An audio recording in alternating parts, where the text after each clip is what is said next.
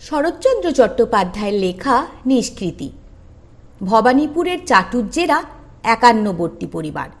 দুই সহোদর গিরিশ ও হরিশ এবং খুড়তুতো ছোট ভাই রমেশ। পূর্বে ইহাদের পৈতৃক বাটি ও বিষয় সম্পত্তি রূপনারায়ণ নদের তীরে হাওড়া জেলার ছোট বিষ্ণুপুর গ্রামে ছিল।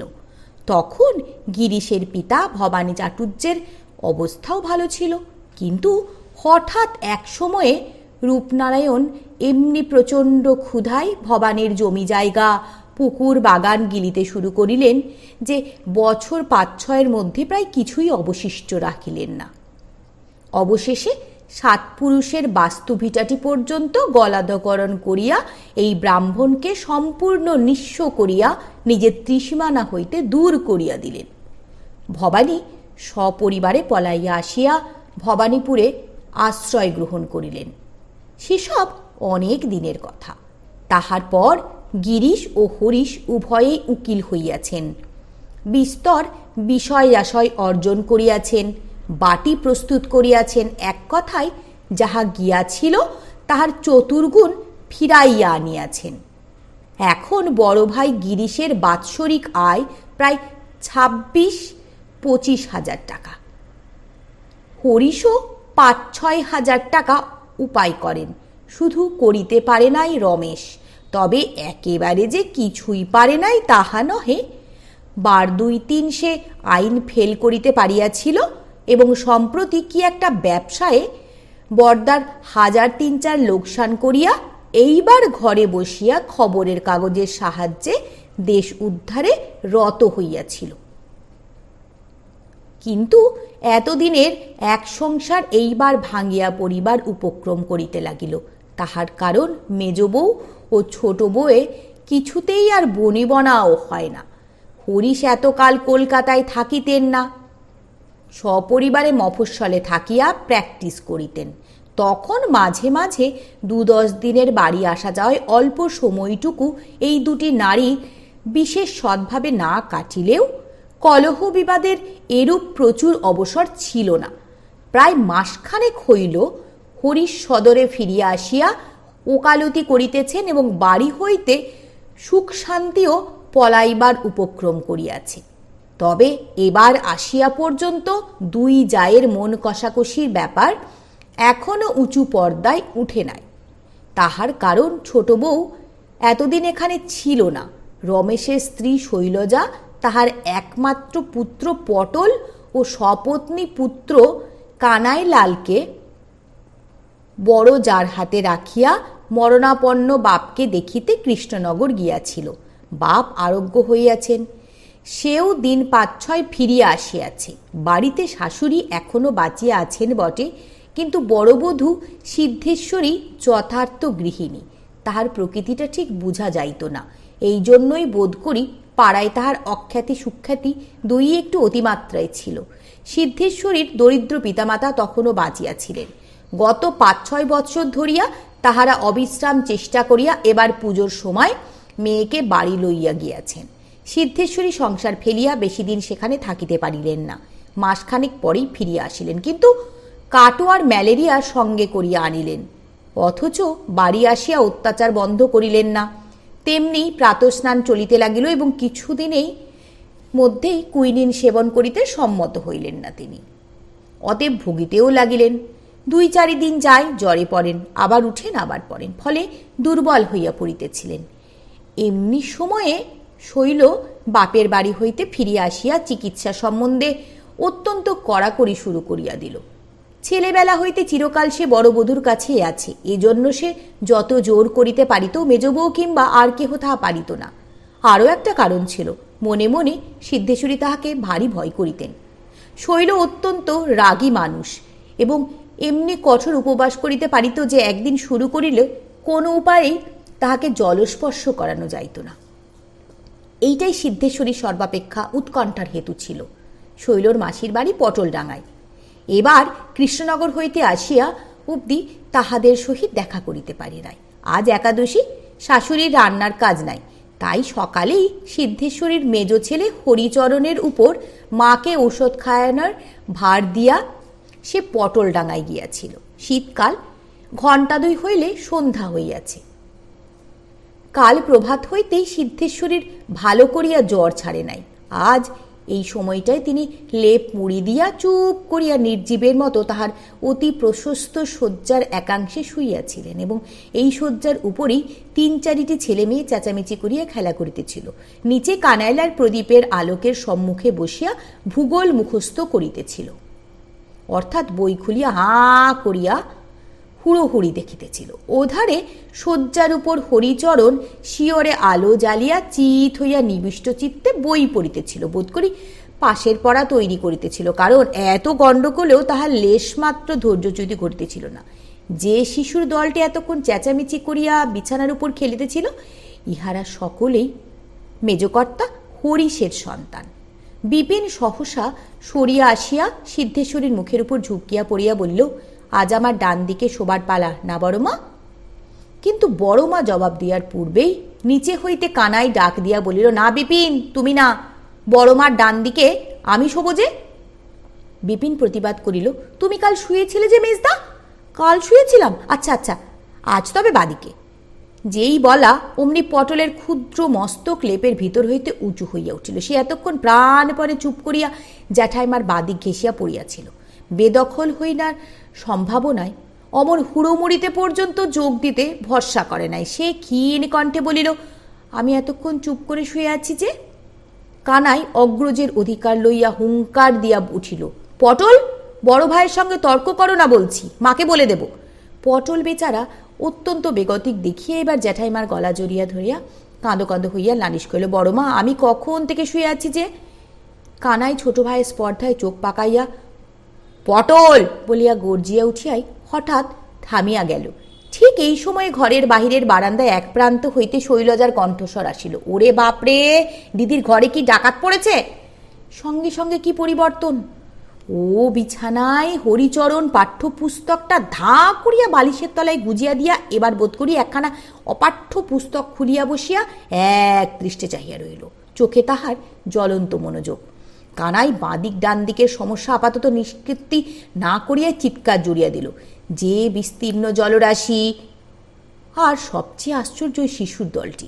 ভোজবাজির মতো কোথায় তাহারা যে এক মুহূর্তে অন্তর্ধান হইয়া গেল তাহার চিহ্ন পর্যন্ত রহিল না। শৈলজা কলিকাতা হইতে এইমাত্র ফিরিয়া বড়জার জন্য এক বাটি গরম দুধ হাতে করিয়া ঘরের মধ্যে আসিয়া দাঁড়াইল। এখন কানাইলালের মহাসমুদ্রের গভীর কল্লোল ব্যতীত ঘর সম্পূর্ণ স্তব্ধ। ওদিকে হরিচরণ এমন পড়ায় পড়িতে লাগিল যে তাহার পিঠের উপর দিয়ে হাতি চলিয়া গেলেও সে ভ্রুক্ষেপ করিত না, কারণ ইতিপূর্বে সে আনন্দমঠ পড়িতেছিল। তাহার ভবানন্দ জীবানন্দ ছোট কুড়িমার আকস্মিক শুভাগমনে বিলুপ্ত হইয়া গিয়াছিল। সে ভাবিতেছিল তাহার হাতের কসরতটা তিনি দেখিতে পাইয়াছেন কিনা, এবং তাহাই ঠিক অবগত না হওয়া পর্যন্ত তাহার বুকের ভিতরে ঢিপঢিপ করিতে লাগিল। শৈলজা কানাইয়ের দিকে চাহিয়া বলিল, ওরে ওই বিস্তীর্ণ জলরাশি এতক্ষণ হচ্ছিল কি? কানাই মুখ তুলিয়া দুর্ভিক্ষ পীড়িত কণ্ঠে চি চি করিয়া বলিল, আমি নয় মা, বিপিন আর পটল। কারণ ইহারাই তাহার বাঁদিক ডান দিকের মোকদ্দমার প্রধান শত্রু। সে অসংকোচে এই দুটি নিরপরাধীকে বিমাতার হস্তে অর্পণ করিল। শৈলজা বলিল, কাউকে তো দেখছি না, এরা সব পালালো কোথা দিয়ে? এবারে কানাই বিপুল উৎসাহে দাঁড়াইয়া উঠিয়া হাত বাড়াইয়া বিছানা দেখাইয়া বলিল, কেউ পালায়নি মা, সব ওই নেপের মধ্যে ঢুকেছে। তাহার কথা ও মুখচোখের চেহারা দেখিয়া শৈলজা হাসিয়া উঠিল। দূর হইতে সে ইহার গলাটাই বেশি শুনিতে পাইয়াছিল। এবার বড়জাকে সম্বোধন করিয়া বলিল, দিদি, খেয়ে ফেললে যে তোমাকে, হাত তোমার না উঠে একবার ধমকাতেও কি পারো না? ওরে ওই সব ছেলেরা, বেরো, চল আমার সঙ্গে। সিদ্ধেশ্বরী কিছুক্ষণ চুপ করিয়াই ছিলেন। এখন মৃদুকণ্ঠে ঈষৎ বিরক্তভাবে বলিলেন, ওরা নিজের মনে খেলা করছে, আমাকে বা খেয়ে ফেলবে কেন, আর তোর সঙ্গে বা যাবে কেন? না না, আমার সামনে কাউকে তোর মারধর করতে হবে না, যা তুই এখান থেকে। লেপের ভেতর ছেলেরা হাঁপিয়ে উঠছে। শৈলজা একটুখানি হাসিয়া বলিল, আমি কি শুধুই মারধর করি দিদি? বড্ড করিস শৈল। ছোট বোনের মতো তিনি নাম ধরিয়া ডাকিতেন। বলিলেন, তোকে দেখলে ওদের মুখ যেন কালিবর্ণ হয়ে যায়। আচ্ছা জানা বাপু তুই সুমুখ থেকে, ওরা বেরো, আমি ওদের নিয়ে যাব। অমন করে দিবারাত্রি জ্বালাতন করলে তোমার অসুখ সারবে না। পটল সবচেয়ে শান্ত, সে শুধু তার বড় মার কাছে শুতে পাবে, আর সবাইকে আজ থেকে আমার সঙ্গে শুতে হবে বলিয়া শৈলজা জজ সাহেবের মতো রায় দিয়া বড় জয়ের দিকে চাহিয়া বলিল, তুমি এখন ওঠো, দুধ খাও। হ্যাঁ রে হরি, 6:30টার সময় তোর মাকে ওষুধ দিয়েছিলি তো? প্রশ্ন ছুড়িয়া হরিচরণের মুখ পাণ্ডুর হইয়া গেল। সে সন্তার দিকের সঙ্গে এতক্ষণ বন জঙ্গলে ঘুরিয়া বেড়াইতেছিল, দেশ উদ্ধার করিতেছিল, তুচ্ছ ঔষধ পথ্যের কথা তাহার মনেও ছিল না, তাহার মুখ দিয়া কথা বাহির হইল না। শুধু সিদ্ধেশ্বরী রুষ্টকণ্ঠে বলিয়া উঠিলেন, ওষুধ টষুধ আমার খেতে পারবো না শৈল। তোমাকে বলিনি দিদি, তুমি চুপ করো বলিয়া হরিচরণের বিছানায় অত্যন্ত সন্নিকটে সরিয়া আসিয়া বলিল, তোকে জিজ্ঞেস করছি, ওষুধ দিয়েছিলি? তিনি ঘরে ঢুকিবার পূর্বেই হরিচরণ জড়সড় হইয়া উঠিয়া বসিয়েছিল। ভীতকণ্ঠে বলিল, মা খেতে চান না যে। শৈলজা ধমক দিয়ে উঠিল, ফের কথা কাটে, তুই দিয়েছিলি কিনা তাই বল। খুড়ির কঠোর শাসন হইতে ছেলেকে উদ্ধার করিবার জন্য সিদ্ধেশ্বরী উদ্বিগ্ন হইয়া উঠিয়া বসিয়া বলিলেন, কেন তুই এত রাত্রিরে হাঙ্গামা করতে এলি বলতো শৈল? ওরেও হরিচরণ, দিয়ে যা না শিগগির, কি ওষুধ টষুধ আমাকে দিবি। হরিচরণ একটু সাহস পাইয়া ব্যস্তভাবে শয্যার অপর প্রান্তে নামিয়া পড়িল এবং দেরাজের উপর হইতে একটা শিশি ও ছোট গেলাস হাতে করিয়া জননীর কাছে আসিয়া দাঁড়াইল। চিপি করিবার উদ্যোগ করিতেই শৈলজা সেইখান হইতে বলিল, গেলাসে ওষুধ ছেড়ে দিলেই হলো? না রে হরি, জল চাই নে, মুখে দেবার কিছু চাই নে না? এ ব্যাগার ঠেলা কাজ তোমাদের আমি বার করছি। ঔষধের শিশিটা হাতে করিতে পাইয়া হরিচরণের হঠাৎ ভরসা হইয়াছিল, বোধ করি ফাঁড়াটা আজকের মতো কাটিয়ে গেল। কিন্তু এই মুখে দিবার কিছুর প্রশ্নে তাহা উবিয়া গেল। সে নিরুপায়ের মতো এদিকে ওদিকে চাহিয়া করুণ কণ্ঠে বলিল, কোথাও কিছু নেই যে খুড়িমা? না আনলে কোথাও কিছু কি উড়ে আসবে রে? সিদ্ধেশ্বরী রাগ করিয়া বলিলেন, ও কোথায় কি পাবে যে দেবে? এসব কি পুরুষ মানুষের কাজ? শৈলর যত শাসন ওই ছেলেদের উপরে। নীলিকে বলে যেতে পারিসনি? সে মুখ পোড়া মেয়ে, তুই আসা পর্যন্ত এ ঘর একবার মারায় না? একবার চেয়ে দেখে না মা মরছে কি বেঁচে আছে। সে কি ছিল দিদি? সে আমার সঙ্গে পটলডাঙ্গায় গিয়েছিল যে। কেন গেল? কোন হিসেবে তুই তাকে সঙ্গে নিয়ে গেলি? দে হরিচরণ, তুই ওষুধ ঢেলে দে, আমি অমনি খাবো বলিয়া সিদ্ধেশ্বরী অনুপস্থিত কন্যার উপর সমস্ত দোষটা চাপাইয়া দিয়া ঔষধের জন্য হাত বাড়াইলেন। একটু থাম হরি, আমি আনছি বলিয়া শৈল ঘর হইতে বাহির হইয়া গেল। হরিশের স্ত্রী নয়নতারা বিদেশে থাকিয়া বেশ একটু সাহেবিয়ানা শিখিয়াছিল। ছেলেদের সে বিলাতি পোশাক ছাড়া বাহির হইতে দিত না। আজ সকালে সিদ্ধেশ্বরী আন্নিকে বসিয়াছিল, কন্যা নীলাম্বরী ঔষধের তোড়জোড় সম্মুখে লইয়া বসিয়াছিল। এমন সময় নয়নতারা ঘরে ঢুকে বলে, দিদি, দর্জি অতুলের কোট তৈরি করে এনেছে, 20 টাকা দিতে হবে যে। সিদ্ধেশ্বরী আন্নিক ভুলিয়া বলিয়া উঠিলেন, জামার দাম 20 টাকা? নয়নতারা একটু হাসিয়া বলিল, এ আর বেশি কি দিদি, আমার অতুলের এক একটি স্যুট তৈরি করতে 60-70 টাকা লেগে গেছে। স্যুট কথাটা সিদ্ধেশ্বরী বুঝিলেন না, চাহিয়া রহিলেন। নয়নতারা বুঝাইয়া বলিল, কোট, প্যান্ট, নেকটাই এইসব আমরা স্যুট বলি। সিদ্ধেশ্বরী ক্ষুব্ধভাবে মেয়েকে বলিলেন, নীলা, তোর খুড়িমাকে ডেকে দে, টাকা বার করে দিয়ে যাক। নয়নতারা বলিল, চাবিটা দাও না, আমি বার করে নিচ্ছি। নীলা উঠিয়া দাঁড়াইয়াছিল, সেই বলিল, মা কোথা পাবেন? লোহার সিন্দুকের চাবি বরাবর খুড়িমার কাছে থাকে বলিয়া চলিয়া গেল। কথা শুনিয়া নয়নতারার মুখ রাঙা হইয়া উঠিল। কহিল, ছোট বউ এতদিন ছিল না, তাই বুঝি দিন কতক সিন্দুকের চাবি তোমার কাছে ছিল দিদি? সিদ্ধেশ্বরী আহ্নিক করিতে শুরু করিয়াছিলেন, জবাব দিলেন না। মিনিট 10 পরে টাকা বাহির করিয়া দিতে শৈলজা যখন ঘরে আসিয়া ঢুকিল, তখন অতুলের নতুন কোট লইয়া রীতিমতো আলোচনা শুরু হইয়া গিয়াছে। অতুল কোটটা গায়ে দিয়া ইহার কাটছাট প্রভৃতি বুঝাইয়া দিতেছে এবং তাহার মা ও হরিচরণ মুগ্ধ চক্ষে চাহিয়া ফ্যাশন সম্বন্ধে জ্ঞানার্জন করিতেছে। অতুল বলিল, ছোট খুড়িমা, তুমি দেখো তো কেমন তৈরি করেছে। শৈল সংক্ষেপে বেশ বলিয়া সিন্দুক খুলিয়া 20 টাকা গুনিয়া তাহার হাতে দিল। নয়নতারা উপস্থিত সকলকে শুনাইয়া নিজের ছেলেকে উদ্দেশ্য করিয়া বলিল, তোর তোরঙ্গ ভরা পোশাক, তবু তোর আর কিছুতেই হয় না। ছেলে অধীরভাবে জবাব দিল, কতবার বলবো মা তোমাকে, আজকালকার ফ্যাশন এই সকল। কাটছাট অন্তত এরকমের না থাকলে লোকে হাসপেছে বলিয়া টাকা লইয়া বাহিরে যাইতেছিল। হঠাৎ থামিয়া বলিল, আমাদের হরিদা যা গায়ে দিয়ে বাইরে যায় দেখে আমারই লজ্জা করে। এখানে ঝুলে আছে, ওখানে কুচকে আছে, ছিচিকি বৃষ্টিই দেখায়। তারপর হাসিয়া হাত পা নাড়িয়া বলিল, ঠিক যেন একটা পাশপালি সেটে যাচ্ছে। ছেলের ভঙ্গি দেখিয়া নয়নতারা খিলখিল করিয়া হাসিয়া উঠিল। নীলা মুখ ফিরাইয়া হাসি চাপিতে লাগিল। হরিচরণ করুণ চক্ষে ছোটকুড়ির মুখপানে চাহিয়া লজ্জায় মাথাটা হিট করিল। সিদ্ধেশ্বরী নামে মাত্র আহ্নিক করিতেছিলেন। ছেলের মুখ দেখিয়া ব্যথা পাইলেন, রাগ করিয়া বলিলেন, সত্যি তো, ওদের প্রাণে কি স্বাদ আহ্লাদ থাকতে নেই শৈল? দে না বাচ্চাদের সব দুটো জামাটামা তৈরি করিয়ে। অতুল মুরব্বীর মতো হাত নাড়িয়া বলিল, আমাকে টাকা দাও জ্যাঠাইমা, আমার দর্জিকে দিয়ে দস্তুর মতো তৈরি করিয়ে দেব। বাবা, আমাকে ফাঁকি দেবার জো নেই। নয়নতারা পুত্রের হুঁশিয়ারি সম্বন্ধে কি একটা বলিতে চাহিল, কিন্তু তাহার পূর্বেই শৈল গম্ভীর দৃঢ়স্বরে বলিয়া উঠিল, তোমার জ্যাঠামো করতে হবে না বাবা, তুমি নিজের চরকায় তেল দাওগে, ওদের জামা তৈরি করবার লোক আছে, বলিয়া আঁচলে চাপা বাঁধিয়া ঝনাত করিয়া পিঠে ফেলিয়া বাহির হইয়া গেল। নয়নতারা সক্রোধে বলিল, দিদি, ছোট বউর কথা শুনলে কেন? কি অন্যায় কথাটা অতুল বলেছে শুনি? সিদ্ধেশ্বরী জবাব দিলেন না। বোধ করি ইষ্টমন্ত্র জপ করিতেছিলেন, তাই শুনিতে পাইলেন না, কিন্তু শৈল শুনিতে পাইল। সে দুপা পিছাইয়া আসিয়া মেজজয়ের মুখের দিকে চাহিয়া বলিল, ছোট বউর কথা যদি অনেক শুনেছ, তুমিই শোনোনি। অতুল ছোট ভাই হয়ে হরিকে যেমন করে ভেঙালে, আর তুমি খিলখিল করে হাসলে, ও আমার পেটের ছেলে হলে আজ ওকে আমি জ্যান্ত পুঁতে ফেলতাম, বলিয়া নিজের কাজে চলিয়া গেল। ঘরশুদ্ধ সবাই স্তব্ধ হইয়া রহিল। খানিক পরে নয়নতার একটা নিঃশ্বাস ফেলিয়া বড়জাকে সম্বোধন করিয়া বলিল, দিদি, আজ আমার অতুলের জন্মবার, আর ছোট বউ যা মুখে এলো তাই বলে তাকে গাল দিয়ে গেল। সিদ্ধেশ্বরী দুই জায়ের কলহের সূচনায় নিঃশব্দে সভয়ে ইষ্টনাম জপিতে লাগিলেন। নয়নতারা জবাব না পাইয়া পুনরায় কহিল, তুমি নিজে কিছু না করে দিলে আমাদেরই যা হোক একটা উপায় করে নিতে হবে। তথাপি সিদ্ধেশ্বরী কথা কহিলেন না। তখন নয়নতারা ছেলেকে লইয়া ধীরে ধীরে বাহির হইয়া গেল। কিন্তু মিনিট 10 পরে সিদ্ধেশ্বরী আহ্নিক সারিয়া গাত্রোত্থান করিতেই মেজ বউ ফিরিয়া আসিয়া দাঁড়াইল। কপাটের আড়ালে অপেক্ষা করিতেছিল মাত্র। সিদ্ধেশ্বরী সভয়ে শুষ্ক মুখে জিজ্ঞাসা করিলেন, কি মেজ বউ? নয়নতারা কহিল, সেই কথাই জানতে এসেছি। আমি কারোর খাইনে পড়িনে দিদি, যে দাঁড়িয়ে দাঁড়িয়ে মুখ বুজে ঝাঁটা খাবো।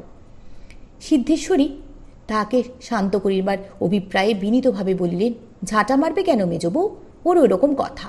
তাছাড়া তোমাকে তো বলেনি, শুধু শুধু অতিলকে জ্যান্ত পুতবে বলেছিল না?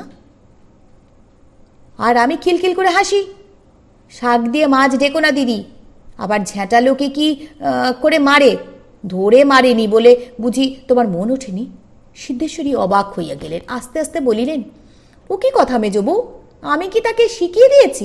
মেজ বউ চাবির ব্যাপার হইতেই অন্তরে জ্বলিয়া মরিতেছিল। উদ্ধতভাবে জবাব দিল, সে তুমিই জানো। কেউ কারো মন জানতে চায় না দিদি, চোখে দেখে, কানে শুনেই বলতে হয়। আমরা নূতন লোক, তোমার সংসারে এসে পড়ে যদি আপদবালাই হয়ে থাকি, বেশ তো, তুমি নিজে বললেই তো ভালো হয়, আর একজনকে লেলিয়ে দেওয়া কেন? এই অভিযোগের উত্তর সিদ্ধেশ্বরীর মুখে জোগাইল না। তিনি বিহ্বলের মতো চাহিয়া রহিলেন। মেজ বউ অধিকতর কঠোর স্বরে কহিল, আমরাও ঘাস খাই নে দিদি, সব বুঝি, কিন্তু এমন করে না তাড়িয়ে দুটো মিষ্টি কথায় বিদেয় করলেই তো দেখতে শুনতে ভালো হয়, আমরাও সম্মানে চলে যাই। উফ, উনি শুনলে একেবারে আকাশ থেকে পড়বেন। যাকে তাকে বলে বেড়ানো, আমাদের বউ ঠাকুরুন মানুষ নয়, সাক্ষাৎ ঠাকুর দেবতা। সিদ্ধেশ্বরী কাঁদিয়া ফেলিলেন। রুদ্ধ স্বরে বলিলেন, এমন অপবাদ আমার সত্যিরও দিতে পারে না মেজ বউ। এ কথা ঠাকুরপোকে শোনানো হচ্ছে আমার মরণ ভালো। তোমরা এসেছো বলে আমার কত আহ্লাদ। আমার কানাই পটলকে আনো। আমি তাদের মাথায় হাত দিয়ে, কথাটা শেষ হইল না। সরল এক বাটি দুধ লইয়া ঘরে ঢুকিয়া বলিল, আহ্নিক হয়েছে, একটু দুধ খাও দিদি। সিদ্ধেশ্বরী কান্না ভুলিয়া চেঁচাইয়া উঠিলেন, বেরো আমার সম্মুখ থেকে, দূর হয়ে যা। হঠাৎ শৈল থতমত খাইয়া চাহিয়া রহিল। সিদ্ধেশ্বরী কাঁদিতে কাঁদিতে বলিলেন, তোর যা মুখে আসবে তাই লোককে বলবি কেন? কাকে কি বলেছি? সিদ্ধেশ্বরী প্রশ্ন কানেও তুলিলেন না। তেমনি চাচাইয়া বলিতে লাগিলেন, আমাকে বলে বলে তোর বুক বেড়ে গেছে। কে তোর কথায় ধার ধারেলা? সবাইকে তুই দিদি পেয়েছিস? দূর হ আমার সম্মুখ থেকে। শৈল সহজভাবে বলিল, আচ্ছা আচ্ছা, দুধ খেয়ে নাও, আমি যাচ্ছি, এই বাটিটাই আমার দরকার। তাহার নিরুদ্বিগ্ন কথা শুনিয়া সিদ্ধেশ্বরী অগ্নিমূর্ত হইয়া বলিলেন, খাবো না, কিচ্ছু খাবো না, তুই যা। হয় তুই বাড়ি থেকে বেরো, না হয় আমি বেরোই। দুটোর একটা না করে আমি জলস্পর্শ করব না। শৈল তেমনি সহজ গলায় বলিল, আমি এই সেদিন এসেছি দিদি, এখন যেতে পারবো না। তার চেয়ে বরং তুমি গিয়ে 8 দিন কত কাটোয়ায় থাকোগে, কাছেই গঙ্গা। অমনি বার করে নিয়ে গেলেই হবে। আচ্ছা মেজদি, কি তুচ্ছ কথা নিয়ে সকালবেলা তোলপাড় করছো বলো তো? জ্বরে জ্বরে দিদি আধমরা হয়ে রয়েছে, ওকে কেন বিচ্ছ? আমি যদি দোষ করে থাকি আমাকে বললেই তো হয়, কি হয়েছে বলো? সিদ্ধেশ্বরী চোখ মুছিয়া হাসিয়া বলিলেন, আজ অতুলের জন্মদিন, কেন তুই বাচ্চাকে অমন করে বললি? শৈল হাসিয়া উঠিল, ও এই, কিছু ভয় করে না মেজদি, তোমার মতো আমিও তো মা। আমার হরিচরণ, কানু, পটল যেমন অতুলও তেমনি। মায়ের কথায় গাল লাগে না মেজদি। আচ্ছা আমি তাকে ডেকে আশীর্বাদ করছি, নাও দিদি তুমি খেয়ে নাও, আমি কড়া চড়িয়ে এসেছি। সিদ্ধেশ্বরীর মুখে কান্নার সঙ্গে হাসি ফুটিয়া উঠিল। বলিলেন, আচ্ছা তোর মেজদির কাছেও ঘাটমান, তুই তাকেও মন্দ বলেছিস? আচ্ছা মানছি বলিয়া শৈল তৎক্ষণাৎ হেঁট হইয়া হাত দিয়া নয়নতারার পা ছুঁইয়া কহিল, যদি অন্যায় করি তাকে মেজদি মাপ করো, আমি ঘাট মানছি। নয়নতারা হাত বাড়াইয়া তার চিবুক স্পর্শ করিয়া চুম্বন করিয়া মুখখানা হাড়ির মতো করিয়া চুপ করিয়া রহিল। সিদ্ধেশ্বরীর বুকের ভারী বোঝা নামিয়া গেল। তিনি স্নেহে আনন্দে গলিয়া গিয়া নয়নতারার মতো ছোট জায়ের চিবুক স্পর্শ করিয়া মেজোজাকে সম্বোধন করিয়া বলিলেন, এ পাগলির কথায় কোনোদিন রাগ করো না মেজবউ, এ আমাকেই দেখো না, ওকে বকি ঝকি কত গালমন্দ করি, কিন্তু একদণ্ড দেখতে না পেলে বুকের ভেতর কি যেন আঁচড়াতে থাকে। এত দুধ তো খেতে পারবো না দিদি। পারবে, খাও। সিদ্ধেশ্বরীয়া তর্ক না করিয়া জোর করিয়া সমস্তটা খাইয়া ফেলিয়া বলিল, এক্ষুনি বাচ্চাকে ডেকে আশীর্বাদ করি শৈল, এক্ষুনি করছি বলিয়া শৈল হাসিয়া খালি বাটিটা হাতে করিয়া বাহির হইয়া গেল। অতুল এমন অপ্রস্তুত জীবনে হয় নাই। শৈশব হইতে আদর যত্নে লালিত পালিত, বাপ মা কোনোদিন তাহার ইচ্ছা অভিরুচির বিরুদ্ধে কথা কহিতেন না। আজ সকলের সম্মুখে এত বড় অপমান তাহার সর্বাঙ্গ বেরিয়া আগুন জ্বলাইয়া দিল। সে বাহিরে আসিয়া নতুন কোটটা মাটিতে ছুঁড়িয়া ফেলিয়া দিয়া পেঁচার মতো মুখ করিয়া বসিল। আজ হরিচরণের সম্পূর্ণ সহানুভূতি ছিল অতুলের উপর, কারণ তাহারই ওকালতি করিতে গিয়া সে লাঞ্ছিত হইয়াছে। তাই সেও তাহার পাশে আসিয়া মুখ ভারী করিয়া বসিল। ইচ্ছাটা তাকে সান্ত্বনা দেয়, কিন্তু সময়োপযোগী একটা কথাও খুঁজিয়া না পাইয়া মৌন হইয়া রহিল। কিন্তু অতুলের আর তো চুপ করিয়া থাকা চলে না, কারণ অপমানটাই এক্ষেত্রে তাহার একমাত্র ক্ষোভের বস্তু নয়। সে বিদেশ হইতে অনেক ফ্যাশন, অনেক কোট প্যান্ট নেকটাই লইয়া ঘরে ফিরিয়াছে, নানা রকমে অনেক উঁচুতে তুলিয়া নিজের আসন বাঁধিয়াছে। আজ খুড়িমার একটা তিরস্কারের ধাক্কায় অকস্মাৎ সমস্ত ভাঙিয়া চুরিয়া একাকার হইবার জো হইল দেখিয়া সে উৎকণ্ঠায় চঞ্চল হইয়া উঠিল। হরিদাকে উদ্দেশ্য করিয়া সরসে বলিল, আমি কারো কথা ধার ধারি নে বাবা, এ শর্মা অতুলচন্দর, রোগ গেলে ওসব ছোট খুঁড়ি টুড়ি কাউকে কেয়ার করে না। হরিচরণ এদিকে ওদিকে চাহিয়া ভয়ে ভয়ে প্রত্যুত্তর করিল, আমিও করি নে, চুপ, কানাই আসছে। পাছে নির্বোধ অতুল উহারি সম্মুখে বীরত্ব প্রকাশ করিয়া বসে, এই ভয়ে সে ত্রস্ত হইয়া উঠিয়া দাঁড়াইল। কানাই দ্বারের বাহিরে দাঁড়াইয়া মোগল বাদশাহ নাকিবের মতো উচ্চকণ্ঠে হাঁকিয়া কহিল, মেজদা, শেষদা, মা ডাকছেন, শিগগির। হরিচরণ পাংশু মুখে কহিল, আমাকে? আমি কি করেছি? আমাকে কখনো নয়, যাও অতুল, ছোট খুড়িমা ডাকছেন তোমাকে। কানাই প্রভুত্বের স্বরে কহিল, দুজনকেই, দুজনকেই, এক্ষুনি। হ্যাঁ শেষদা, তোমার নতুন কোট মাটিতে ফেলে দিল কে? প্রত্যুত্তরে শেষদা শুধু মেজদার মুখের পানে চাহিল এবং মেজদা শেষদার মুখের পানে চাহিল, কেহই সাড়া দিল না। কানাই ভুল উন্ঠিত কোটটা চেয়ারের হাতলে তুলিয়া দিয়া চলিয়া গেল। হরিচরণ শুষ্ক কণ্ঠে কহিল, আমার আর ভয় কি, আমি তো কিছু করিনি, তুমিই বলেছ ছোট খুড়িমাকে কেয়ার করো না। আমি এ কথা বলিনি, তুমিও বলেছ, বলিয়া অতুল সগর্বে বাড়ির ভিতর চলিয়া গেল। ভাবটা এই যে আবশ্যক হইলে সে সত্য কথা প্রকাশ করিয়া দিবে। হরিচরণের চেহারা আরও খারাপ হইয়া গেল। একে তো ছোট খুড়িমা যে কেন ডাকিয়া পাঠাইয়াছেন তাহা জানা নাই, তাহাতে কাণ্ডজ্ঞানহীন অতুল কি যে বলিয়া বসিবে তাহাও আন্দাজ করা শক্ত।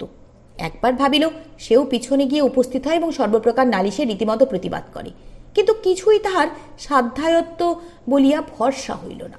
এদিকে হাজিরির সময় নিকটতর হইয়া আসিতেছিল। কানাই সমন ধরাইয়া গিয়াছে, এবার নিশ্চয় ওয়ারেন্ট লইয়া আসিবে। হরিচরণ আত্মরক্ষার উপস্থিত আর কোনো সদুপায় খুঁজিয়া না পাইয়া সহসা গাড়ুটা হাতে লইয়া বিশেষ একটা স্থানের উদ্দেশ্যে সবাইকে প্রস্থান করিল। ছোট খুড়িমাকে বাড়ি শুদ্ধ লোক বাঘের মতো ভয় করিত। অতুল ভিতরে ঢুকিয়া সংবাদ লইয়া জানিল ছোট খুড়িমা নিরামিষ রান্নাঘরে আছেন। সে বুক ফুলাইয়া দোরগোড়ায় আসিয়া দাঁড়াইল, কারণ এ বাটির অন্যান্য ছেলেদের মতো সেই ছোট খুড়িমাটিকে চিনিবার অবকাশ পায় নাই। স্ত্রীলোকেও যে ইস্পাতের মতো শক্ত হইতে পারে ইহা সে জানিতই না। অথচ সাধারণ দুর্বল চিত্ত ও মৃদু আত্মীয়তার কাছে জন্মাবধি প্রশ্রয় পাইয়া তাহার মা, খুড়ি, জ্যাঠাই প্রভৃতি গুরুজন সম্বন্ধে একটা অদ্ভুত ধারণা জন্মিয়াছিল।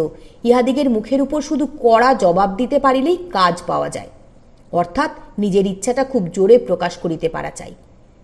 তাহা হইলেই ইহারা সাই দেন, অন্যথা দেন না। যে ছেলে ইহা না পারে তাহাকে চিরকাল ঠকিয়া মরিতেই হয়। এখানে আসে অবধি সে হরিচরণের বেশভূষার অভাব লক্ষ্য করিয়া এই ফন্দিটা গোপনে তাহাকে শিখাইয়াও দিয়াছিল, অথচ এইমাত্র নিজের বেলায় কোনো ফন্দি খাটে নাই। ছোট খুড়িমার তারা খাইয়া কড়া জবাব তো ঢের দূরের কথা, কোনো প্রকার জবাবই মুখে জোগাই নাই। হতবুদ্ধির মতো নিঃশব্দে বাহিরে চলিয়া আসিয়াছিল। তাই এখন ফিরিয়া গিয়া সমস্ত অপমান কড়াই গণ্ডায় শোধ দিবার অভিপ্রায়ে সে অমন মরিয়ার মতো রান্নাঘরের দ্বারের কাছে গিয়া দাঁড়াইয়াছিল। এই স্থানটা হইতে শৈলজার মুখের কিয়দংশ স্পষ্ট দেখা যাইতেছিল। এমনকি মুখ তুলিলেই তিনি অতুলকে দেখিতে পাইতেন, কিন্তু রান্নায় অত্যন্ত ব্যস্ত থাকায় অতুলের পায়ের শব্দ শুনিতে পাইলেন না। মুখ তুলিয়াও চাহিলেন না, কিন্তু অতুল খুড়িমাকে আজ ভালো করিয়া দেখিল নিমিত্র মাত্র। তথাপি সে অনুভব করিল এ মুখ তাহার মায়ের নয়, জ্যাঠাইমার নয়। এ মুখের সম্মুখে দাঁড়াইয়া নিজের অভিপ্রায় জোর করিয়া ব্যক্ত করিবার মতো জোর আর যাহারই হোক অন্তত তাহার গলায় নাই। তাহার বিস্ফারিত বক্ষ আপনি কুঞ্চিত হইয়া গেল এবং সে চুপ করিয়া দাঁড়াইয়া রহিল।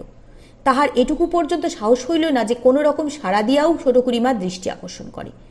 নীলা কি কাজে এই দিকে আসিতেছিল, হঠাৎ শেষদার পায়ের দিকে চাহিয়া সে থমকিয়া জিভ কাটাইয়া দাঁড়াইল এবং অলক্ষ্যে থাকিয়া ভীত ব্যাকুল ইঙ্গিতে পুনঃ পুনঃ তাহাকে জানাইয়া দিতেছিল জুতা পায়ে দিয়া দাঁড়াইবার স্থান ওটা নয়।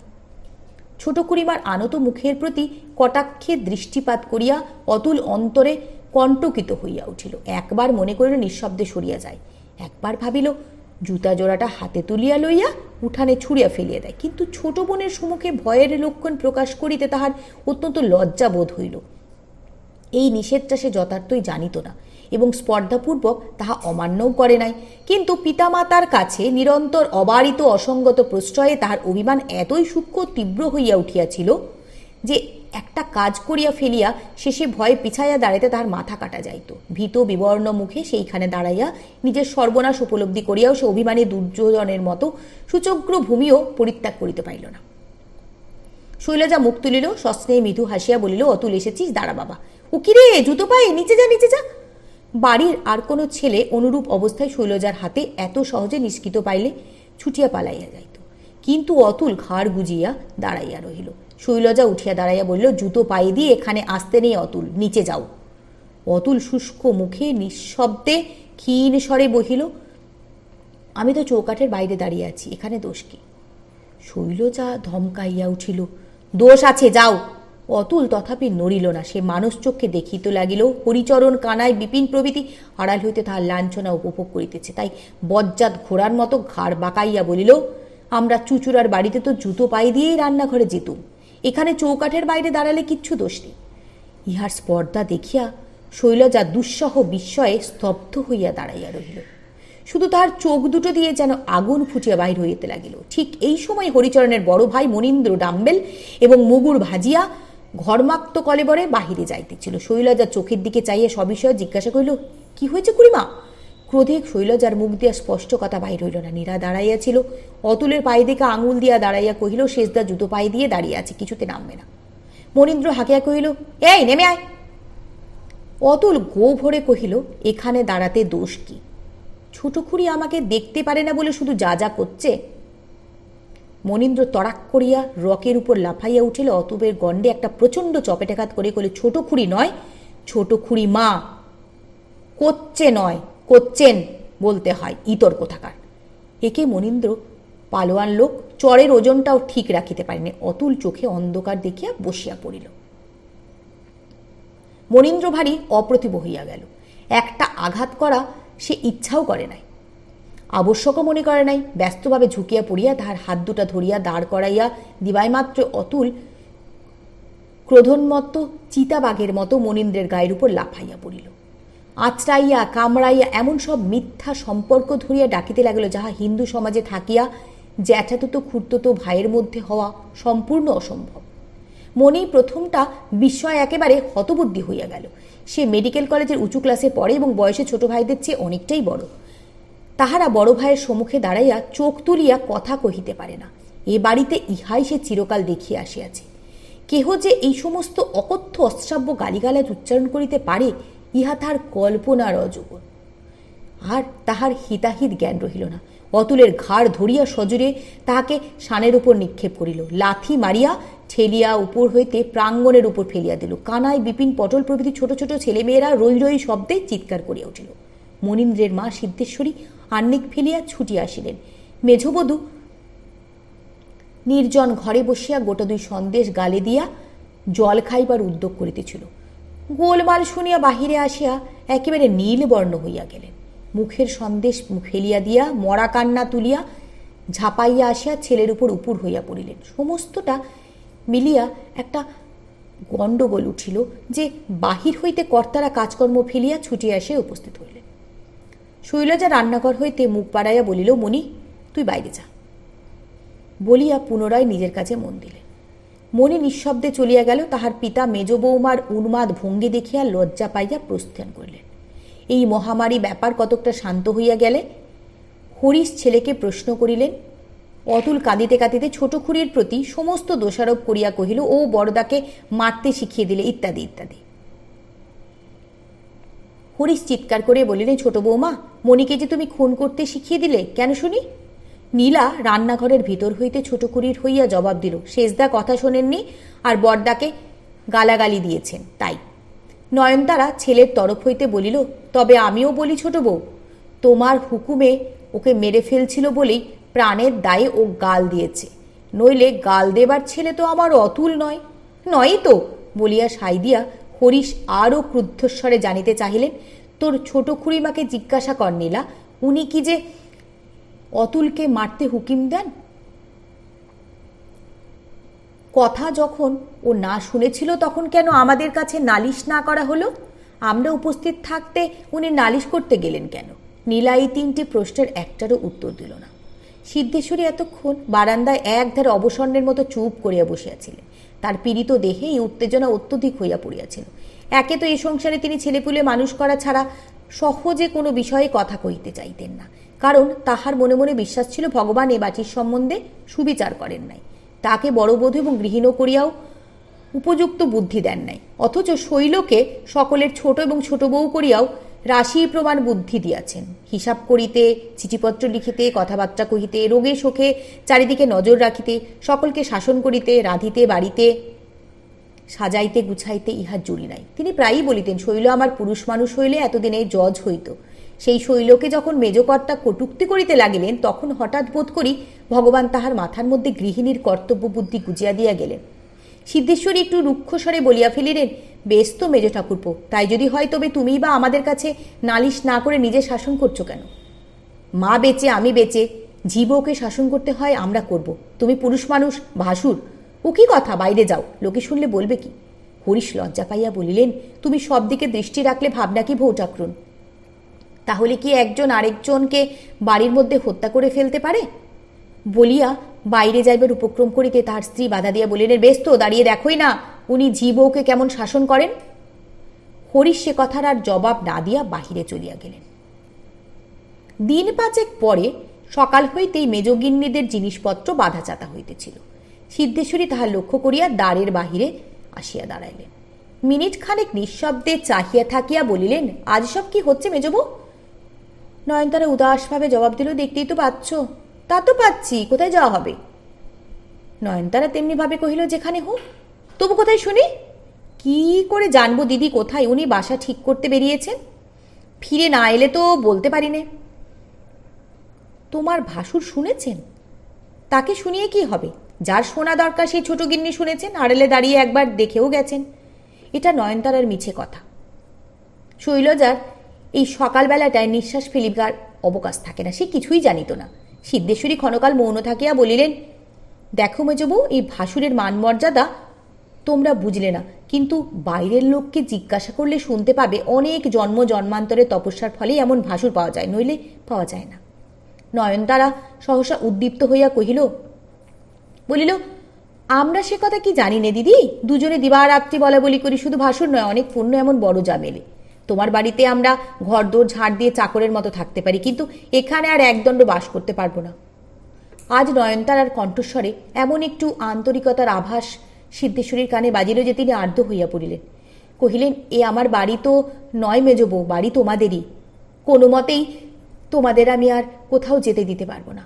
নয়নতারা ঘাড় নাড়িয়া করুণ স্বরে কহিল, যদি কখনো ভগবান তেমন দিন দেন দিদি, তাহলে তোমার কাছে এসেই আমরা থাকবো, কিন্তু এখানে একটি দিনও আর থাকতে বলো না দিদি। আমার অতুল হয়েছে, সকলের চক্ষুশূল, অনুমতি দাও, তাকে নিয়ে আমরা সরে যাই। সিদ্ধেশ্বরী অত্যন্ত ক্ষুব্ধ হইয়া বলিলেন, সে কি কথা মেজবউ, দৈবাত একদিন একটা কাণ্ড হয়ে গেছে বলে কি সেই কথা মনে রাখতে আছে? অতুল আমাদের ছেলে।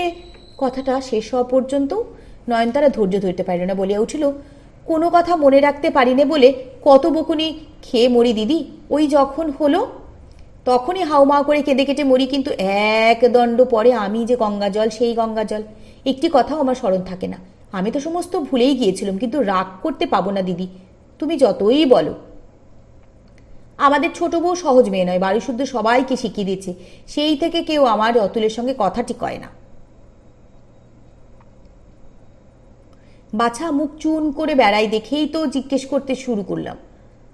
না দিদি, এখানে আমাদের থাকা চলবে না। এক বাড়িতে থেকে ছেলে আমার অমন করে কুমড়ে কুমড়ে বেড়ালে ব্যামোতে পড়বে, তার চেয়ে অন্য কোনো স্থানে চলে যাওয়াই মঙ্গল। তারও হাড় জুড়োই, আমিও দুটো নিঃশ্বাস ফেলে বাঁচি। বলিয়া ছেলের দুঃখে নয়নতারা চোখ দুটি দুফোঁটা জল গড়াইয়া পড়ল, তাহা সিদ্ধেশ্বরীরও গলাইয়া দিল। কোনো ছেলের কোনো দুঃখ সইবার ক্ষমতাই তার ছিল না। আঁচল দিয়া মেজ বউয়ের চোখ জল মুছাইয়া দিয়া সিদ্ধেশ্বরী চুপ করিয়া বসে রইলেন। নিঃশব্দে এত বড় কঠিন শাস্তি দিবার এত সহজ কৌশল যে সংসারে থাকিতে পারে, তাহা তিনি কল্পনা করিতেও পারিতেন না।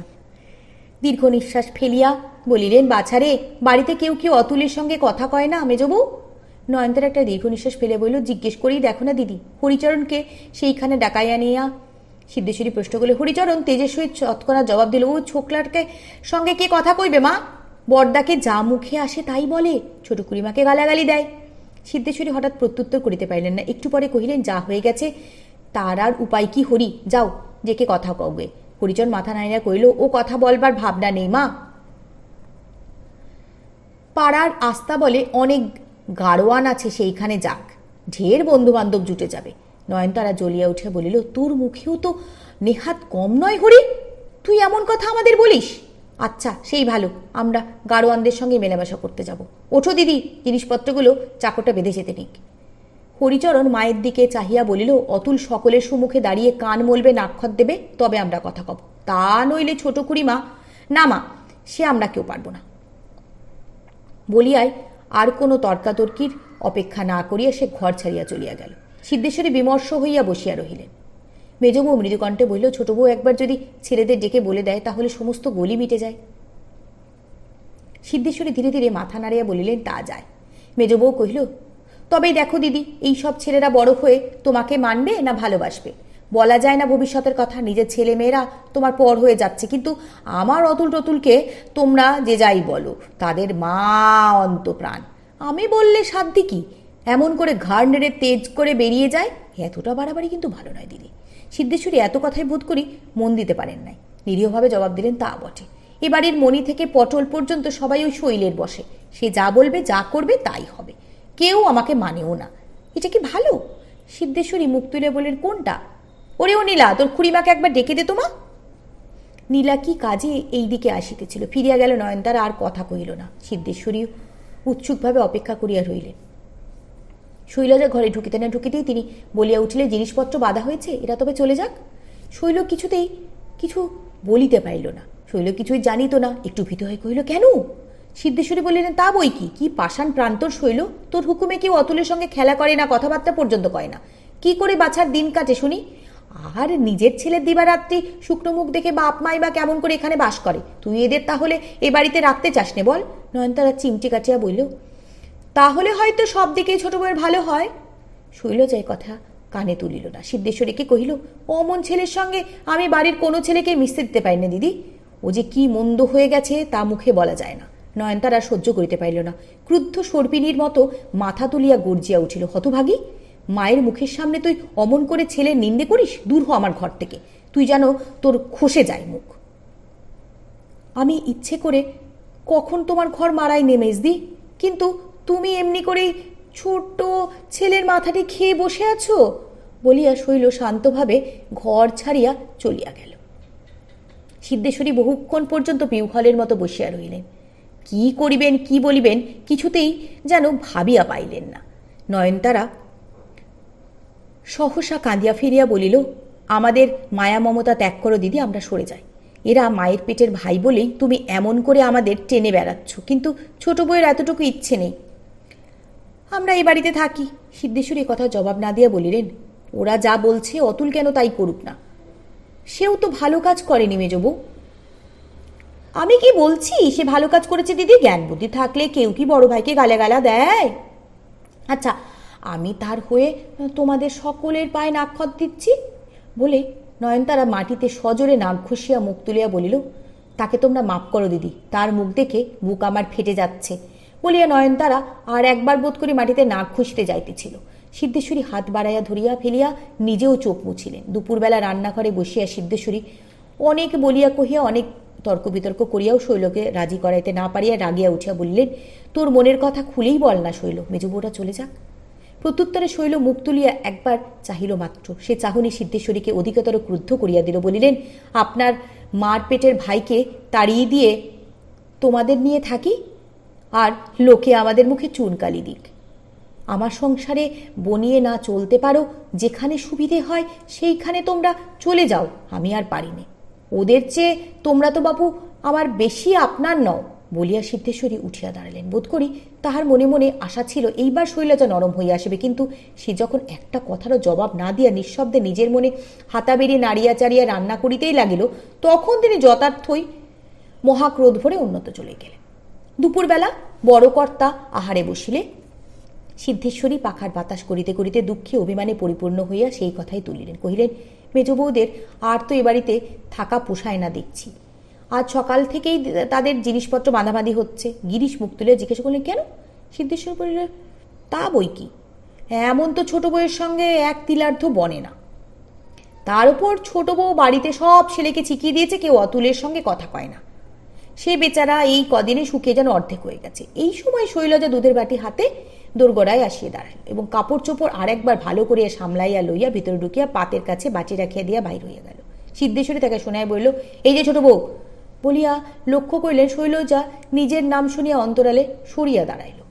উপক্ষের দোষ যতই হোক, অতুল ও তাহার জননীর দুঃখে সিদ্ধেশ্বরীর মাতৃহৃদয় বিগলিত হইয়া গিয়াছিল। কোনো মতে একটা মিটমাট হইলেই তিনি বাঁচেন, কিন্তু শৈল কিছুতেই বাগ মানিতেছে না।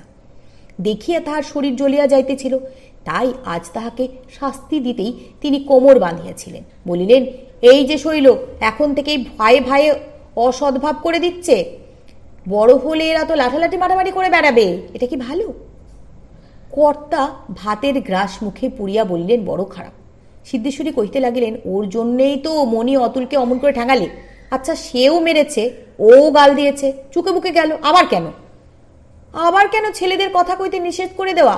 আজ তুমি মণি হরিকে ডেকে বলে দিও তারা যেন অতুলের সঙ্গে কথাবার্তা বলে, নইলে ওরা চলে গেলে যে পাড়ার লোকে আমাদের মুখে চুনকালি দেবে। সত্যিই তো আর ছোট বউয়ের জন্য মায়ের পেটের ভাই ভাজকে তুমি ছাড়তে পারবে না, তা তো নয়ই বলিয়া তিনি আহার করিতে লাগিলেন।